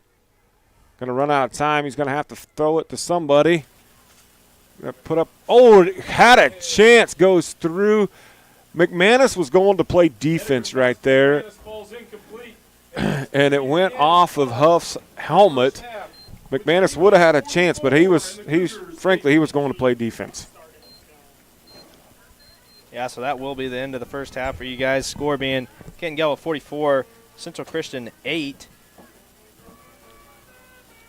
Yeah, great first half of play here. Again, we've talked about it. Central Christian opening drive looked outstanding. Shot themselves in the foot with a holding call that would have been a first down. Then the last drive here, fumbled the football. Great play by the Eagles to force the fumble and recover the fumble. But really, this has been a much closer game than 44-8. I think we should step aside, and as we congratulate the state champion Eagle cheerleaders, they're going to perform for you at halftime. We're going to step aside and let you watch that.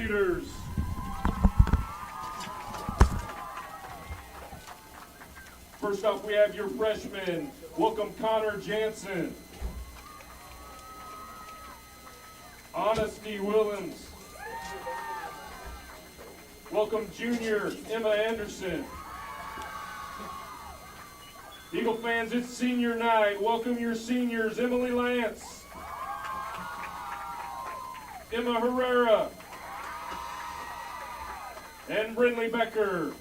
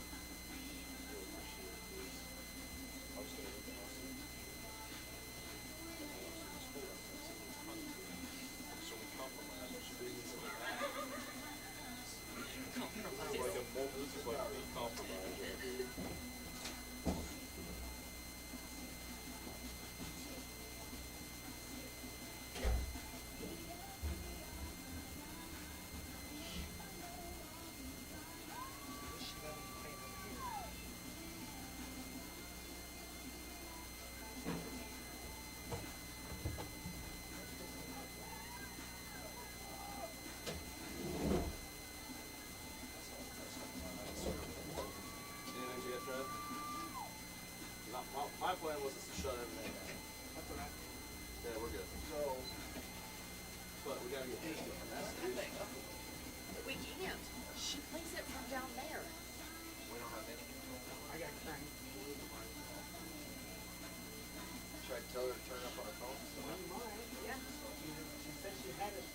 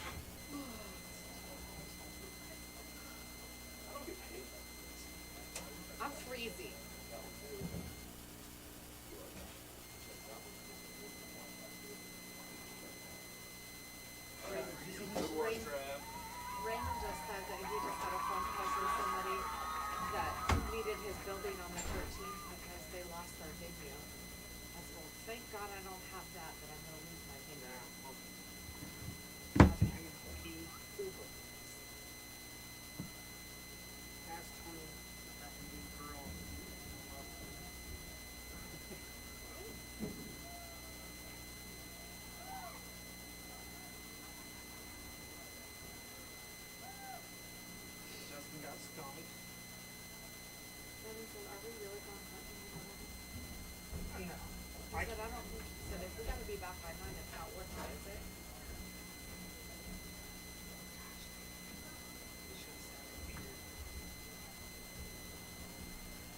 I gotta pee.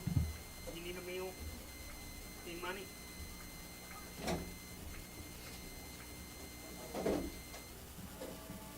Need hot cocoa? I need my ears to warm up. For my ears. Yeah, don't you? But Brandon's not spending the day. He's 4 up and Shelby is. We're moving a van.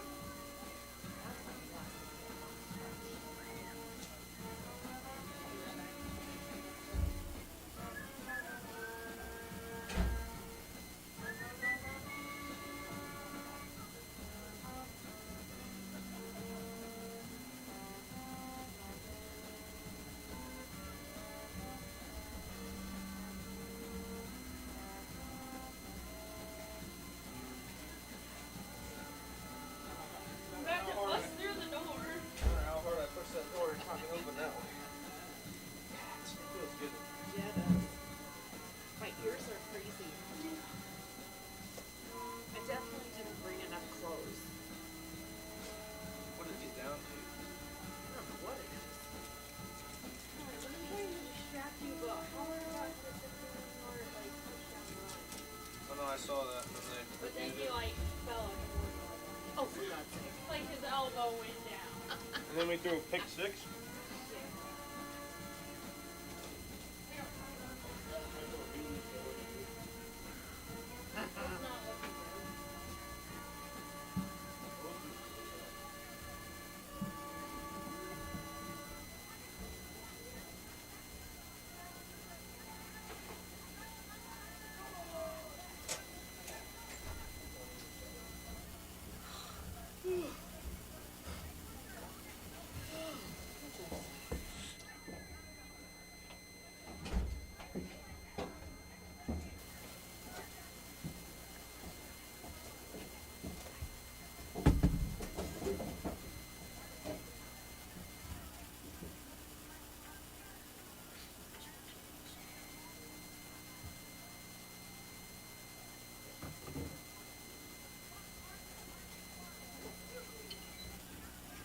Another quick reminder, there is a full concession stand down there ready for you to help you out. Free popcorn, I believe it is, so if you're interested in some popcorn, be sure to go down there and see them. Also, just a few minutes left. Site Council is raffling off a signed Kansas State University football, so be sure to get down there and get your last-minute raffle tickets.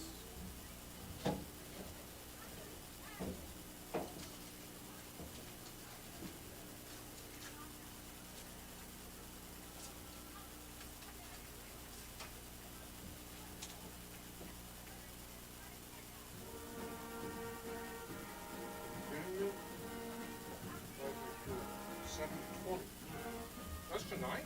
Yes, no, it's not.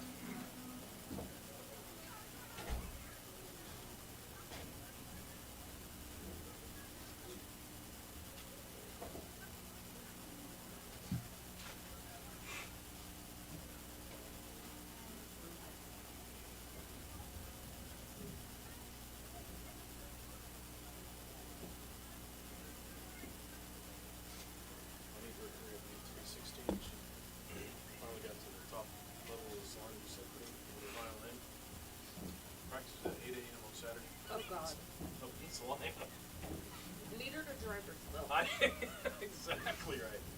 I can't wait till December gets here.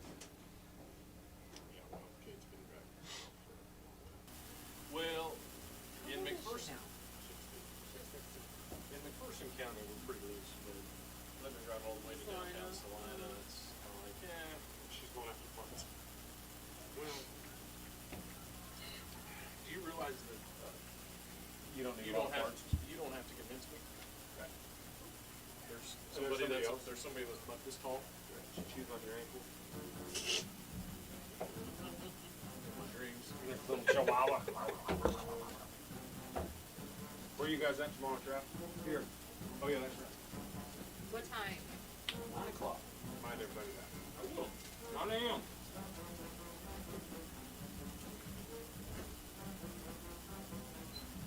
We'll be in Greenville at 9 o'clock. For the hitch. They do a nice job. Gotta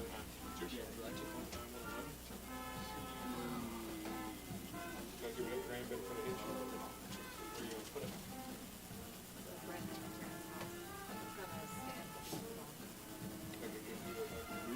Make a grand bit out of it. Big grand bit. It's pretty new Greenville, and Roger's just gonna move it to his farm. Except your board tomorrow. By 9 o'clock. No, I'll be halfway to Hill City by 9 o'clock.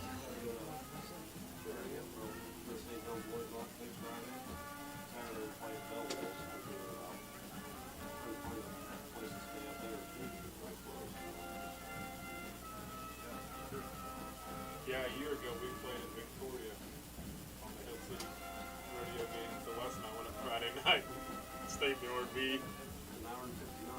That's the way to do it.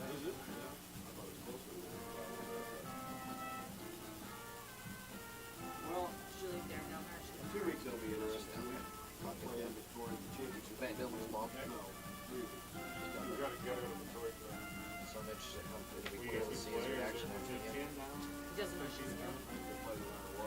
Sadly, they didn't make it early enough for the 6 o'clock morning. And her and his sister and brother, that they haven't seen since last year when they went to Vegas. Who's that thing? It was part of our team gear last year. I don't think I've ever seen him wear it. We wore it very few. We usually wore them like off of us to the game. Let's sit with Darren.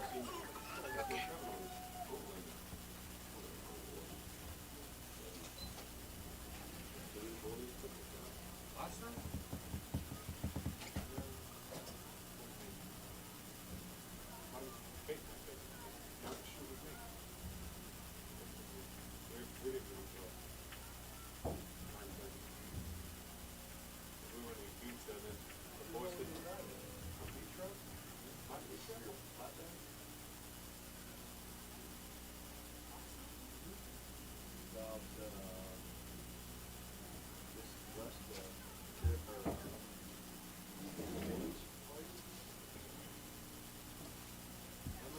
Maybe that's why I don't have any gas in my pickup. I thought I just filled it up.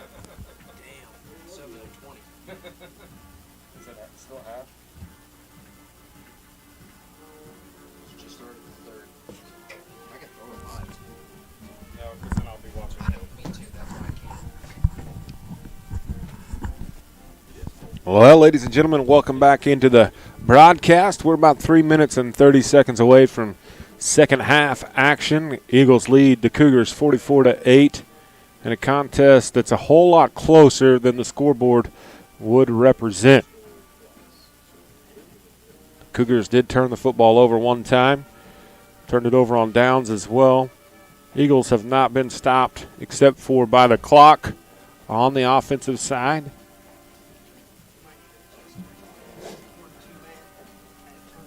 Ediger has been really sharp with the football from the quarterback position for Canton-Galva. Leighton Whitty, the senior phenom,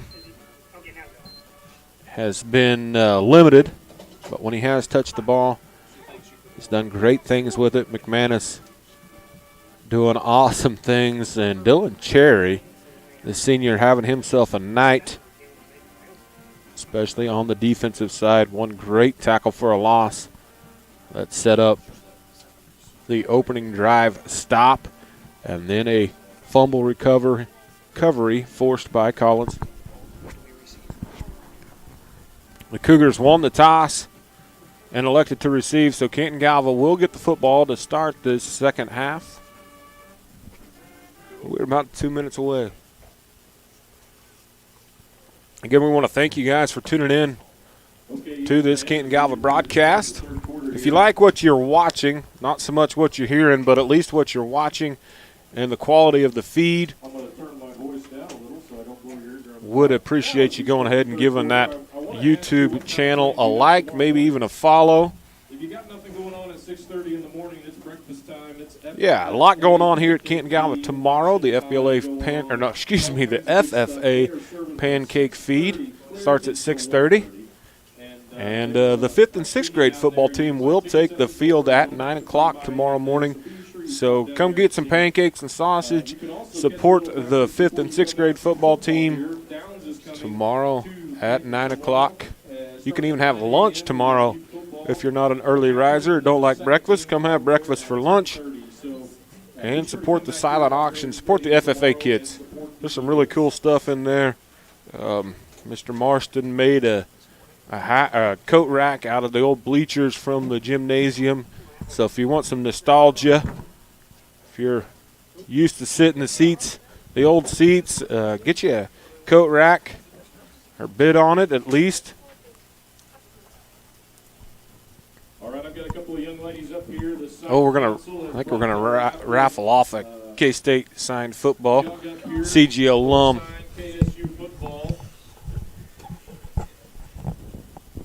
Mr. Tyson Struber is on the football. We don't want to. It's going to be a K-State alum, Mr. Josh McManus, K-State alumni. CG alumni. Father to number 3 out there right now. Probably his proudest moment is Lane doing a solid work tonight on the football field.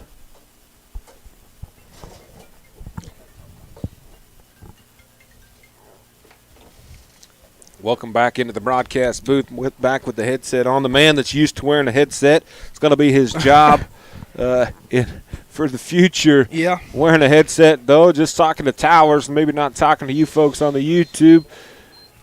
Mr. Keaton Littrell, we're getting ready for second half action here. McManus back deep. You know, we talked about this in one of our other broadcasts with McManus having 40 to 50 yards to cover on these kickoffs. The Eagles making a little adjustment, putting Collins back there.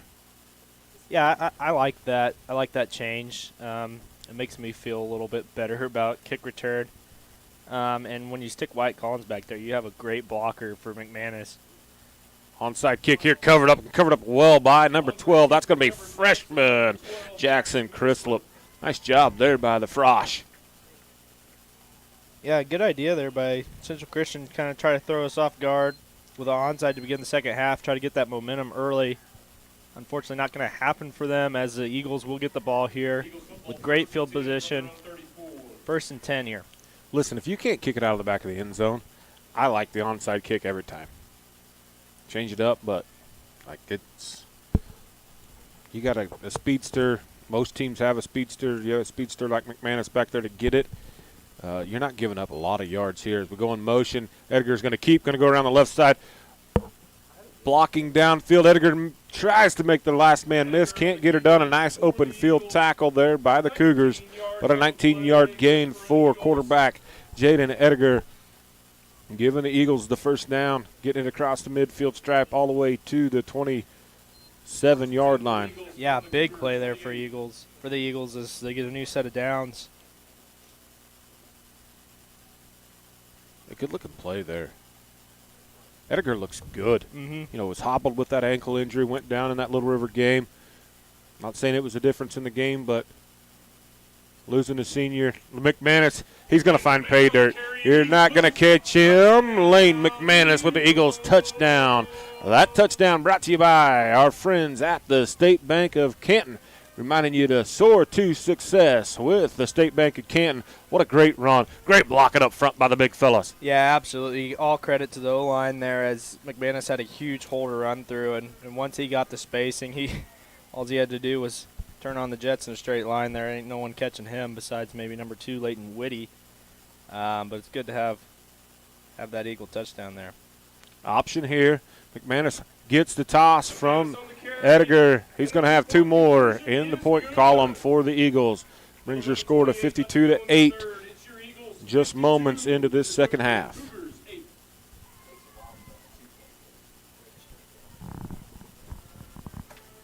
Here comes your HCI instant replay.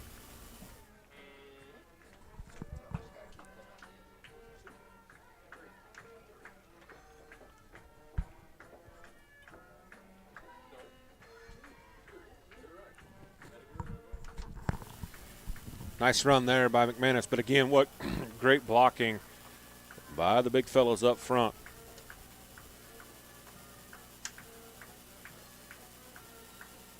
And it has gotten chilly. I don't know what our weather report is, but as we stepped out of the booth at the halftime to go get one of those hot dogs, Had to grab a hot chocolate as well. it's dropped to 47.5 degrees, just 1.8 on the what do you call that? What's the wind meter? No. I don't know. You just call it a windsock for you. Windsock, There's a technical term for that. weather vane. I don't know. No, that's not it. All right, we're back live here. Whitty to kick.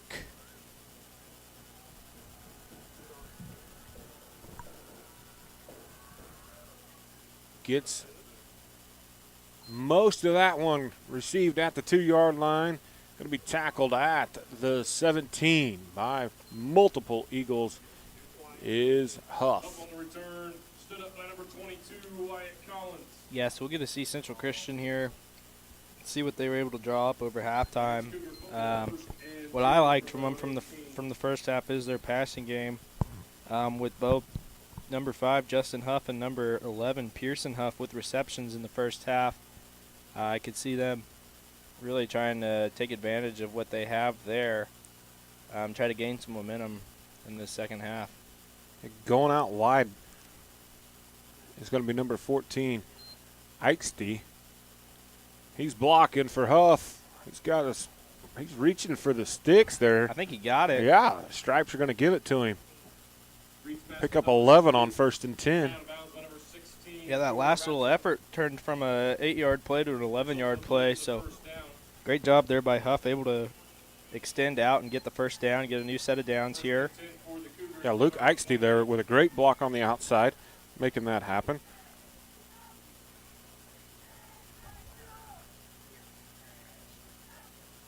Yep, number 14, Luke Eichste, the freshman. Going to run the option here. Quarterback's going to pay the price. That was Cherry putting the pressure on the quarterback. Edgar tackles number 24, Koyman. That's a second big hit that Nathan Reed has taken, though, tonight. Yeah, he hasn't shown it, though. No, he's a gamer. 2 wides to the right, 1 to the left. Just 3 down linemen, and they have done a great job. Nice pass, throw, and catch here. Going to be another first down for the Cougars. Number 11, Pearson Huff with the reception. Nathan Reed with the nice throw from the quarterback spot. Champ, the tackler for the Eagles. They have went with this 3 offensive lineman set the majority of the night. And, I mean, there's been a blitz there, but the Eagles have not sacked the quarterback. Yeah, for the majority of the time, it's just been 3-on-3 up front, and Central Christian's been able to kind of shield for Nathan Reed, give him time to get the ball off. Breaking tackles there. That's Koyman. Pick up 4 probably. Edgar made the tackle for the Eagles. I call it 3 there, so it'll be 2nd and 7. Yeah, that opening touchdown by Canton-Galva, you'd kind of think it might kind of kill all momentum for Central Christian, but that is not the case here, as they are starting off the second half with a great offensive drive here, throwing the ball several times, being successful. Again, just 3 down linemen for Central Christian, but pass is going to be complete to Koyman. Tackled out of bounds by McManus. Gain of 8, or gain of 6, so it'll be 3rd down and 2. Ball's going to be on the 29-yard line. Called a 3rd and a long 1. Again, we've talked about this several times, but this is for sure 4-down territory. So you got 2 downs to make this. Run the option. Pitchman is wide open. Koyman's going to find pay dirt here. Yes, he is. Number 24, Wright Koyman, showing that he can build a gap on the outside there and score 6 for the Cougars, showing that they are not done playing this game and they still are looking to compete here as they make their way to the end zone.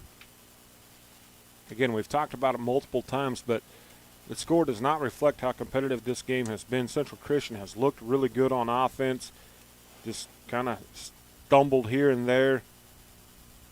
Defensively, they've had some nice plays. Canton-Galva, though, able to basically find the end zone every time they touch the football. Clock's the only one that got them in the first half. We are down to 2 seconds on the play clock. I'm not sure that they were set, but they're going to give them the 2-point conversion anyway.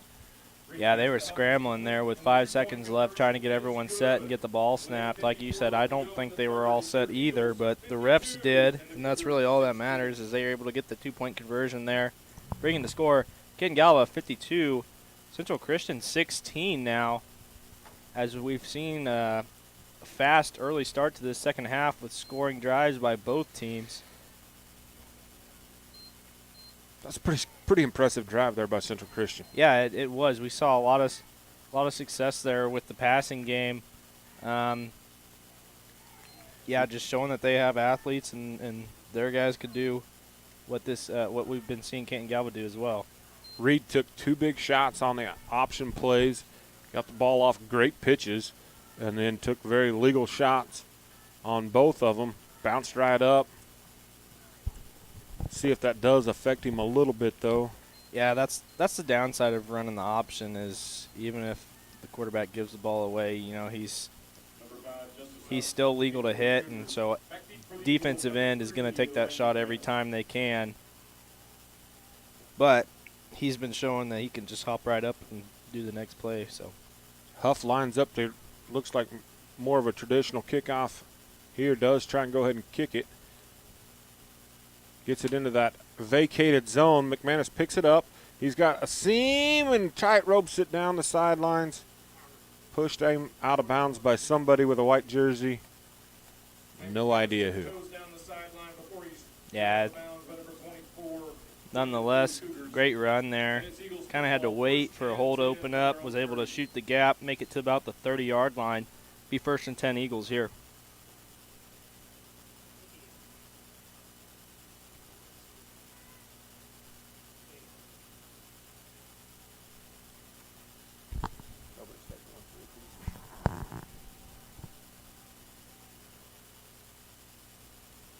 Collins in motion, goes wide out right.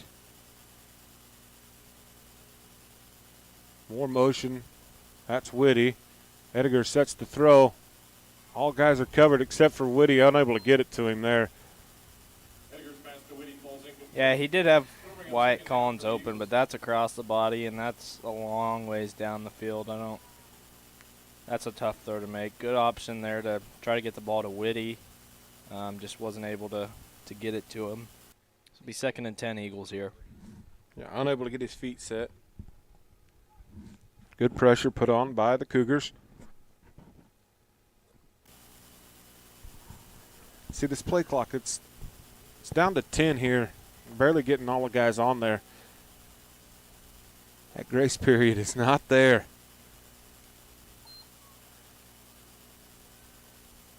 double trap to the left. McManus goes right up the middle, picks up 7. Yeah, Pearson Huff with the tackler. Well, just 6. Third down and 4. Ball's at the 36-yard line. Nice defensive stand so far by the Cougars.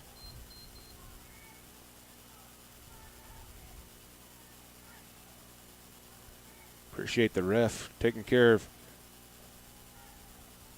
the jersey over here on the wide receiver. Trying to get a flag. The Cougars get the flag. Yeah, it's going to be a false start against the Red. They're going to back them up. So apparently whatever Coach Hoppa said to him at the half didn't sink in.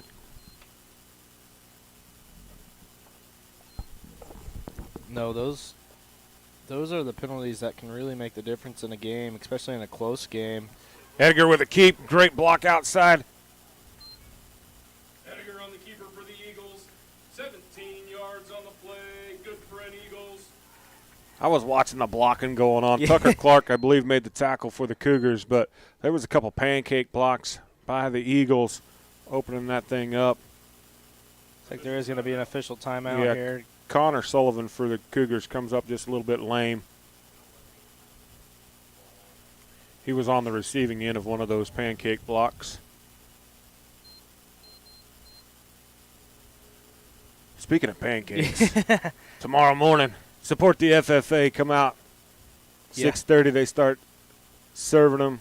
I know where I'm headed when I roll out of bed. I'm going to go get me some pancakes, some sausage, some eggs, some OJ. Maybe bid on some items at the silent auction.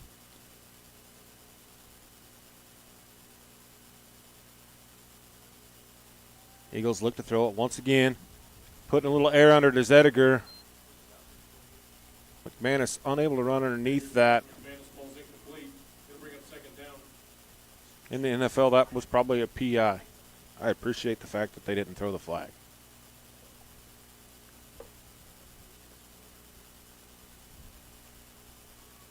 Second down 10.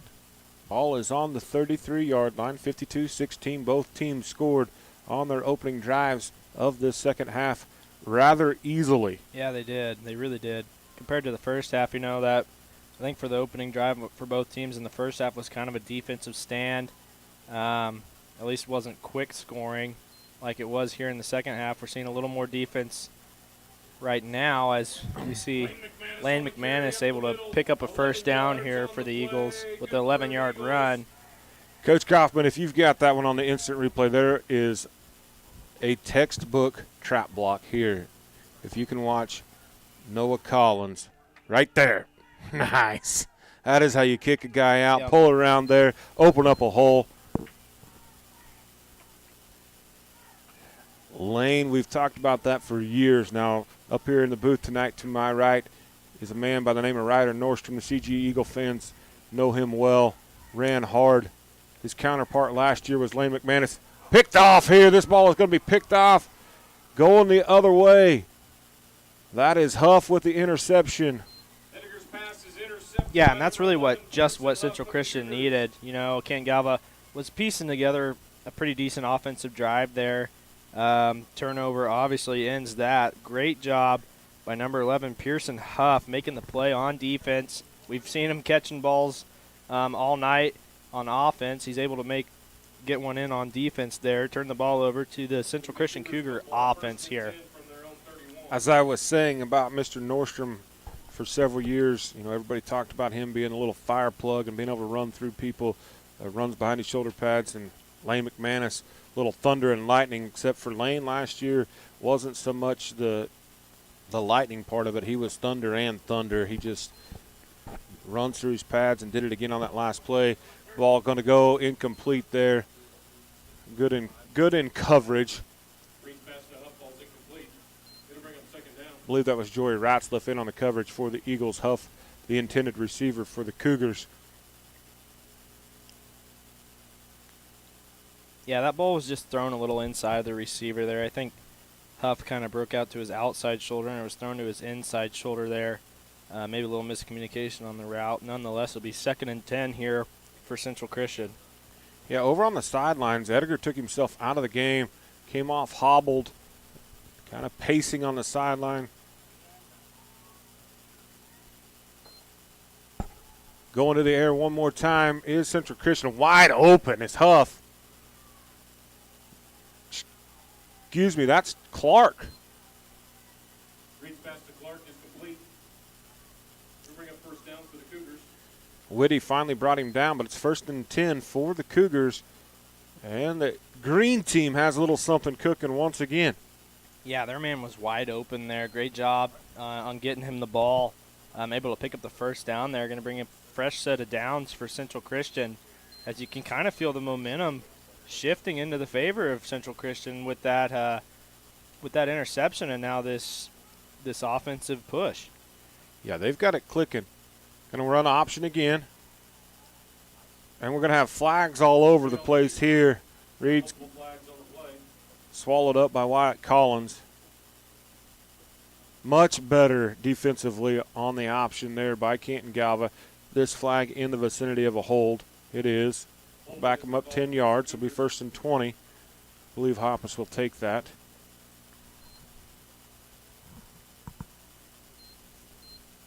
Good to see number 5, Edgar, trot back on the field for Canton-Galva.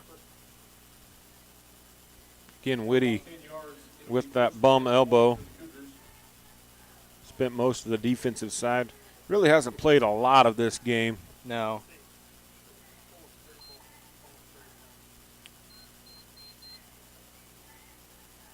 Clark's going to be your wide receiver all the way here on the left-hand side of the field.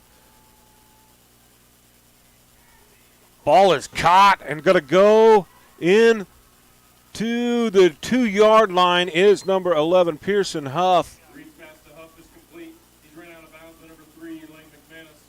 Yeah, we've seen Reed been able to make some really smart quarterback plays here, as he was able to kind of run through his options there, found the open guy, got the ball right to him. Then number 11, as we've seen him all night, been able to make just a hard physical run. Pearson Huff able to make it to about the 2-yard line, going to bring up 1st and goal here from the 2 for Central Christian. And really, this is kind of the contest that we expected. Yeah. And really, frankly, kind of the contest we saw in the first half. The score just didn't reflect it. Now we're seeing the Central Christian offense really click, and we're going to have a timeout here taken by Matt Barnett. And I have to think that it's that play clock again. Yep. When the play's over, it resets, and these guys just really aren't used to that, as the officials don't start their internal play clock until they get set.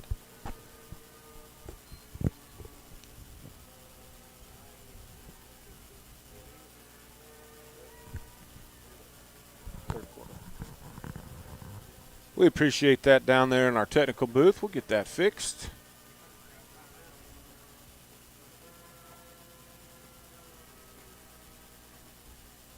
Well, we got a little break in the action. Let's say thank you to some folks like Canton Lockers, Joe Allen. Hey, Thanksgiving is closer than what you think. We're going to start a new tradition. Eat beef, baby. Celebrate it with some prime rib. There it is. Make all your guests happy. Forget about the turkey. Go get some prime rib. Get it from our friend Joe Allen at Canton Lockers. Guaranteed. Even if you start talking politics at the Thanksgiving table, just remind everybody what a great meal they had, and it was beef. And we'll quit talking all politics and everything else. Everybody be happy, be outstanding. 2 wide receivers to the right. 1st and goal for the Cougars. Met in the backfield. Is that Wyatt Collins? Yeah, he was able to time that up perfectly, like we've seen him do. They like sending him in on that. Able to just blow that play up. Push him back a little further. Loss of about 4 on that play. Yeah, it was 1st and goal from the 2. Now it's 2nd and goal from the 6. Field obviously gets extremely shortened here. 2 wide receivers to the right. 1 slot to the left. Able to make the incomplete. Incomplete. Koyman was the intended receiver. It'll bring up 3rd and goal for the Cougars. Would have been short of the goal line anyway, but here we go with the HCI instant replay. Watch number 22 come through.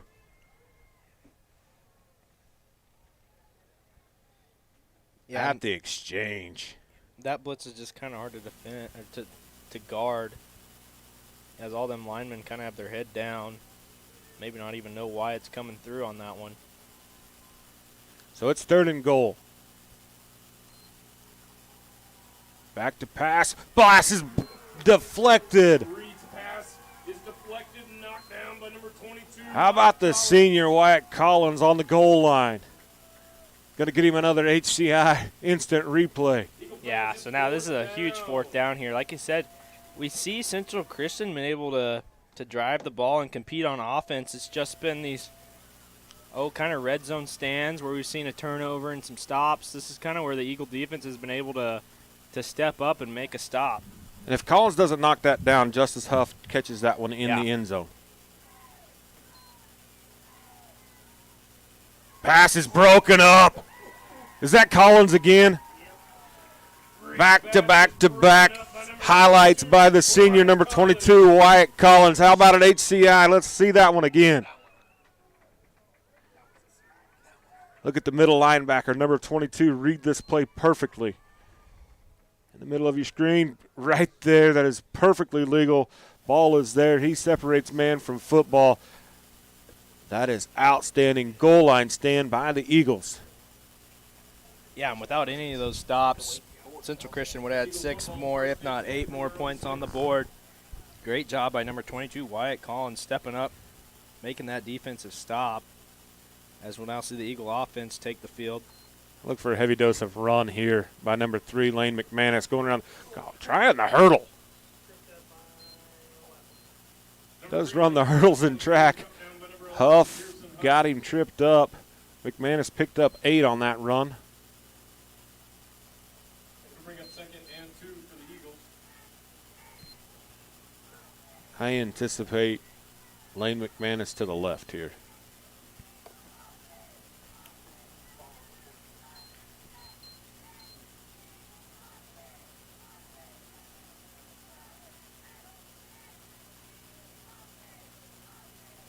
Edgar's going to pull and keep. He's going around the left-hand side. He's got a lane. He's going down the sideline, showing off his wheels, and he's going to be pushed out of bounds at about the 26, no, call it the 31-yard line. Yeah, great run by number 5, Jaden Edgar. Kind of a fake handoff to McManus, and then Edgar off the left side. Great blocking, as there was a nice hole for Edgar to push through. Finally ran out of bounds at the 31-yard line. Didn't look very hobbled on that run. No, he didn't. He had his legs were moving quick. One wide receiver out here to the right for the Eagles. McManus in the backfield gets the handoff from Edgar, goes right up the middle. He breaks a tackle. He's going to race for the end zone. You're not going to catch him. Lane McManus, great blocking by the big fellows up front. Then McManus breaks a tackle, gets to the end zone, gets a State Bank of Canton touchdown for the Eagles. The State Bank of Canton reminding you to soar to success with your friends at the State Bank of Canton. What a great run. What a great blocking up front. Yeah. Big fellows doing work all night. Yeah, McManus able to kind of put the spin move in action there to shed a guy. And then it was 6 after that, as we see Whitty scramble into the end zone, bounce off a couple guys playing pinball down there. Was able to find his way in the end zone for 2 there. Your score, Canton-Galva 60, Central Christian 16. Hey, HCI, bring us that blocking up front. Lane McManus going to do what Lane McManus does, but watch the fellows up front. A pull block action going on. Great hole up front. In fact, Noah Collins never even had anybody to block. Well, they were a 2-point conversion away from putting this one away. See if the Eagles defense can't do something here. As Central Christian has moved the ball kind of at will in this second half.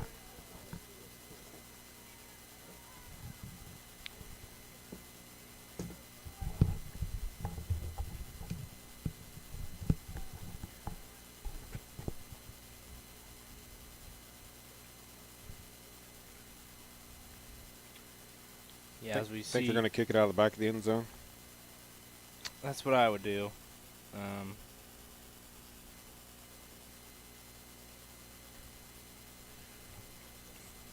If I'm CG, I'm putting Leighton Whitty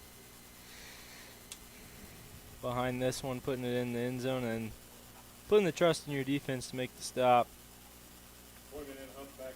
Yeah, the wind has kind of picked up, at least on the flag. Yep.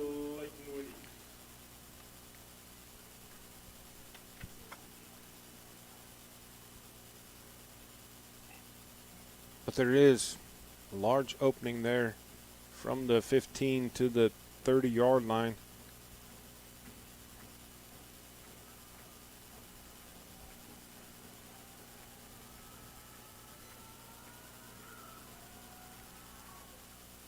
Whitty's gonna, barely goes out of bounds. So what do you do here if you coach Matt Barnett?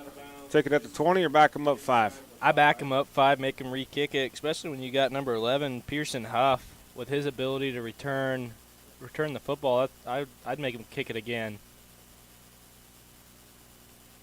which is not what they're going to do. I believe they're going to take the ball to 20, 25. Yeah, they're going to take the ball to the 25-yard line and have it 1st and 10 there. Cougars were off to take the ball 1st and 10 from their own 25. I really thought that was a 5-yard penalty. But what do I know? That's why. Must be a 10-yard penalty if you take it, back them up 5 to re-kick. I don't know. Again, maybe I'll get a rule book someday and read it. Central Christian going to air it out. Collins one more time. The senior having himself a night. Was trying to pick that one. We saw him make that one-handed grab early on in the game, and frankly, that was harder than this one. Yeah, and I think you're only making maybe one of those a game. I don't know if you get two of those per game. Nonetheless, great defense there by Wyatt Collins. Their guy was open. Yeah, and a pretty good adjustment here by Coach Regier. Kind of having Collins in coverage.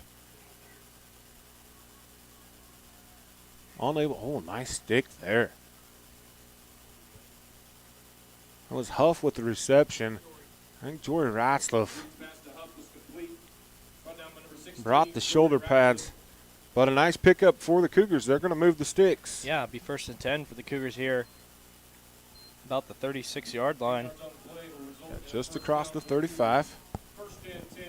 They trail by 44, but really the way they're playing offense, they kind of act like they only trail by 4. Yeah. I believe we do have a Shep kid sighting in at the nose. Kid had him a game last week. Ball's going to be pitched out here to number 14, Ikesty. I apologize to his parents if I'm messing that one up. Mr. Wyatt Collins, shockingly, made the tackle for Canton-Galva. 2nd and 9 for the Cougars.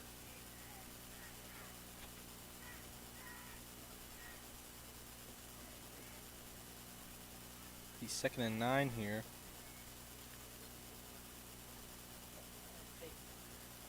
So the Cougars are going to break the huddle with just 10 seconds remaining on the play clock. It is now down to 5. They're going to get this one off. Going to run the option. Pitch is to Koyman. McManus, the tackler, right at the line to gain. Yeah, I believe they're going to mark him just a little bit short. 3rd and a long 1 to go.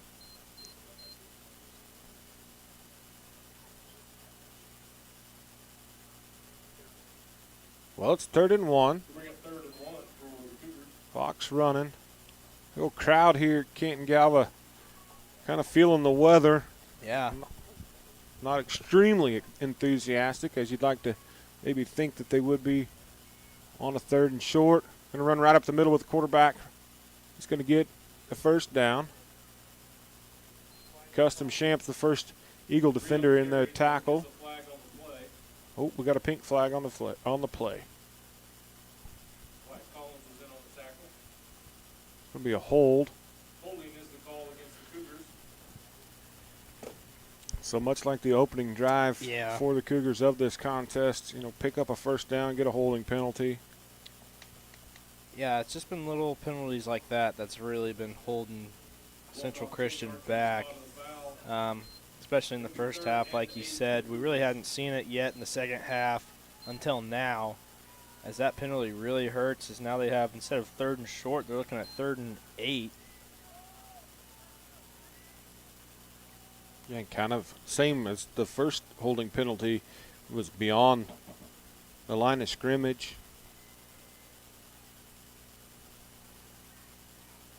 Wide receivers right and left. Got his man. Oh, what a form tackle there. Coyman with the reception. Yeah, it was number 3, Lane McManus, with the tackle there. Here we go. HCI is going to bring you that one back. Watch Lane McManus. You can see him there on the very left-hand side of your screen. Yes, sir. That's how you run through a guy. 4th down. 7. Long 7 to go for the Central Christian Cougars.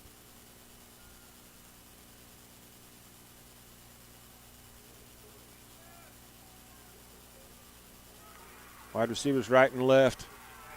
We had movement. There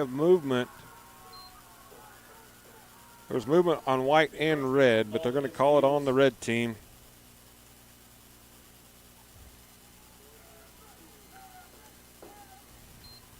To bring up 4th and 2 after the penalty.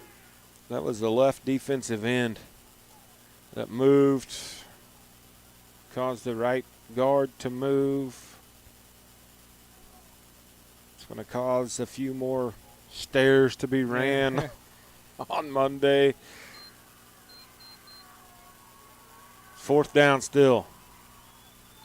Central Christian going with a quick hitch here. That should be enough for the first down. I'm kind of surprised. He was shoved out of bounds by number 3, Lane McManus. Eagles faithful might have thought that was offensive pass interference as you had a wide receiver blocking, but I think he was within the 2 yards of the line of scrimmage. So great play call. Yeah. One we've kind of expected to be seeing here with as much cushion. Yeah, they're just guarding him with such a cushion that 3-4 yards is about guaranteed every play with the quick pass. Going to run the option again. Coyman's got it. Going to pick up 7 on the play. McManus, the tackler. Nathan Reed at quarterback for Central Christian has done an outstanding job. Yeah, he really has. He's been showing his physicality. He's making the plays in the air. He's never once looked tired, never once stayed down on any plays, and he's taken some popped hits. up. Yeah. I mean, he takes a lick, and he is up before the defender can get up. Blitz. Oh, got a whistle here. Shocking. Going to have encroachment against the defense.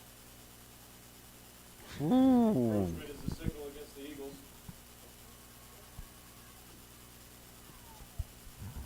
Just 2 seconds remain. I think they'll wind the clock here. After the penalty result. Yeah, we're going to wind the clock here. That'll be the end of quarter number 3. And that's going to be the end of the third. Yeah, after the end of the third quarter, you score Canton-Galva 60, Central Christian 16, with Central Christian driving the ball here. Going to be 1st and 10 after one of many Canton-Galva penalties. Got a little highlight reel rolling for you here. All these instant replays brought to you by HCI. That's Home Communications out of Galva. And you folks listening in at Hutch or wherever you might be in the central part of Kansas, even though They may not provide your internet service. They can still provide you with a home security system like no other. Might even be able to get you a discount on your insurance because of their fire protection services, their flood protection services, obviously their burglar protection services, just anything that you could think of, they can customize your home security system for. And unlike Ring, they support all of your hometown youth activities and scholars activities. So we appreciate our friends at HCI. And oh, by the way, they're pretty cool dudes that show up to put your stuff, your security system in. We're going to get going here, 1st and 10 to start quarter number 4. Cougars trail, but you wouldn't know it by the way they're playing offense here in the second half. Yeah, you wouldn't at all. I mean, we're going to go trips to the left. I'm sure Central Christian would like to have that first half back, especially with how they're playing here in the second half.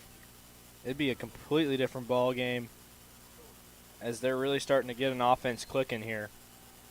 Trips left, looking to go. Really, that was double coverage, and pass was intended to number 5, Justice Huff, but might have been the first mistake that we've seen Nathan Reed make. Yeah, as that was into double coverage. And really it wasn't because he just overthrew it. Hey, if my man could jump higher than everybody else, he's got a chance at it. Yeah.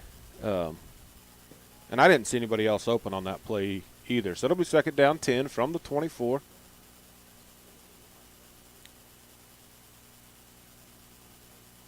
Breaking the huddle with under 10 to go. That's just something that these teams are going to have to get used to. Running the option left. Yeah. Dylan Cherry laying the stick on Nathan Reed. Reed pops up. There is a hanky on the carpet. Eagles are cheering, so that's probably going to be another hold against Central Christian.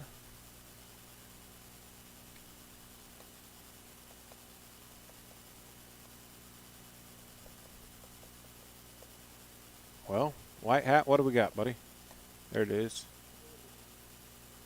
It'll be a hold against. Holding is a call against the Cougars. Central Christian, back them up 10. Placement of the flag, though.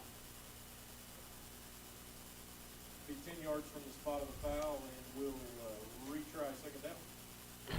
Yeah, bring up about 2nd and 14. I don't know where the tackle was made,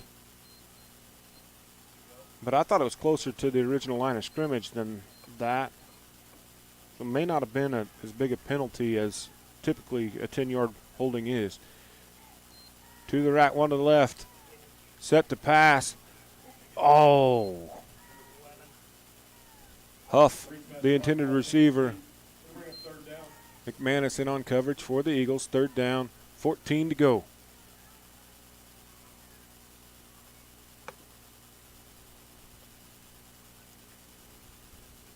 Well, what do you call up here if you're Coach Matt Barnett for Central Christian?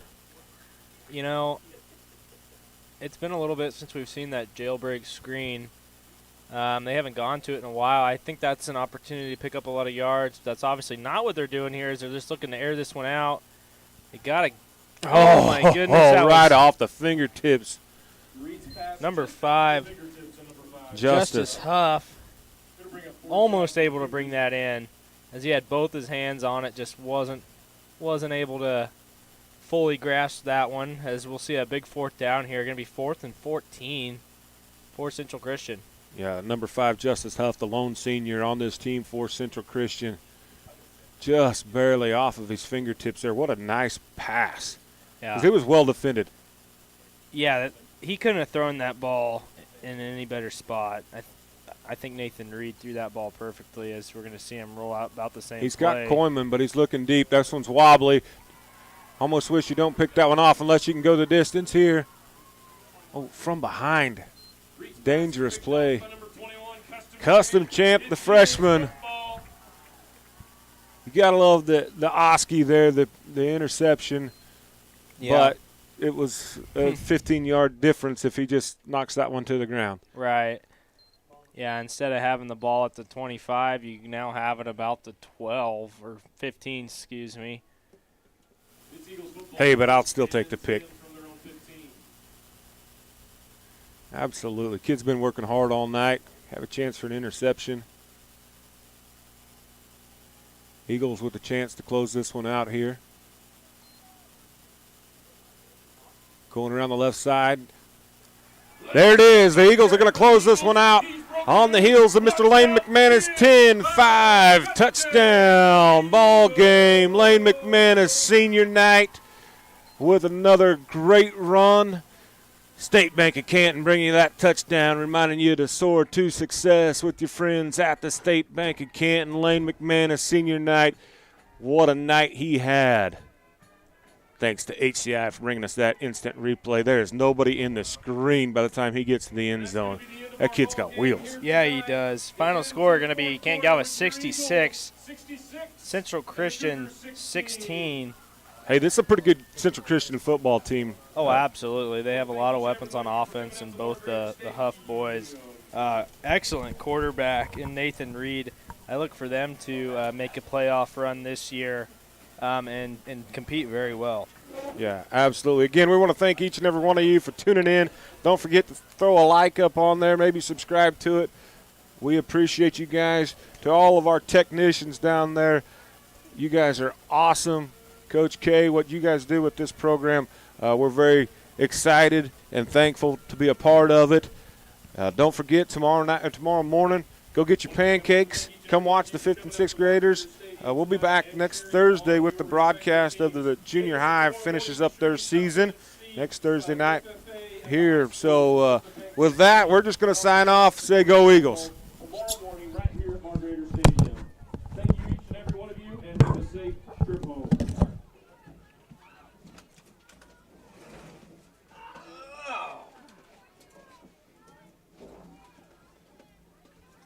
See more of that next week, boys.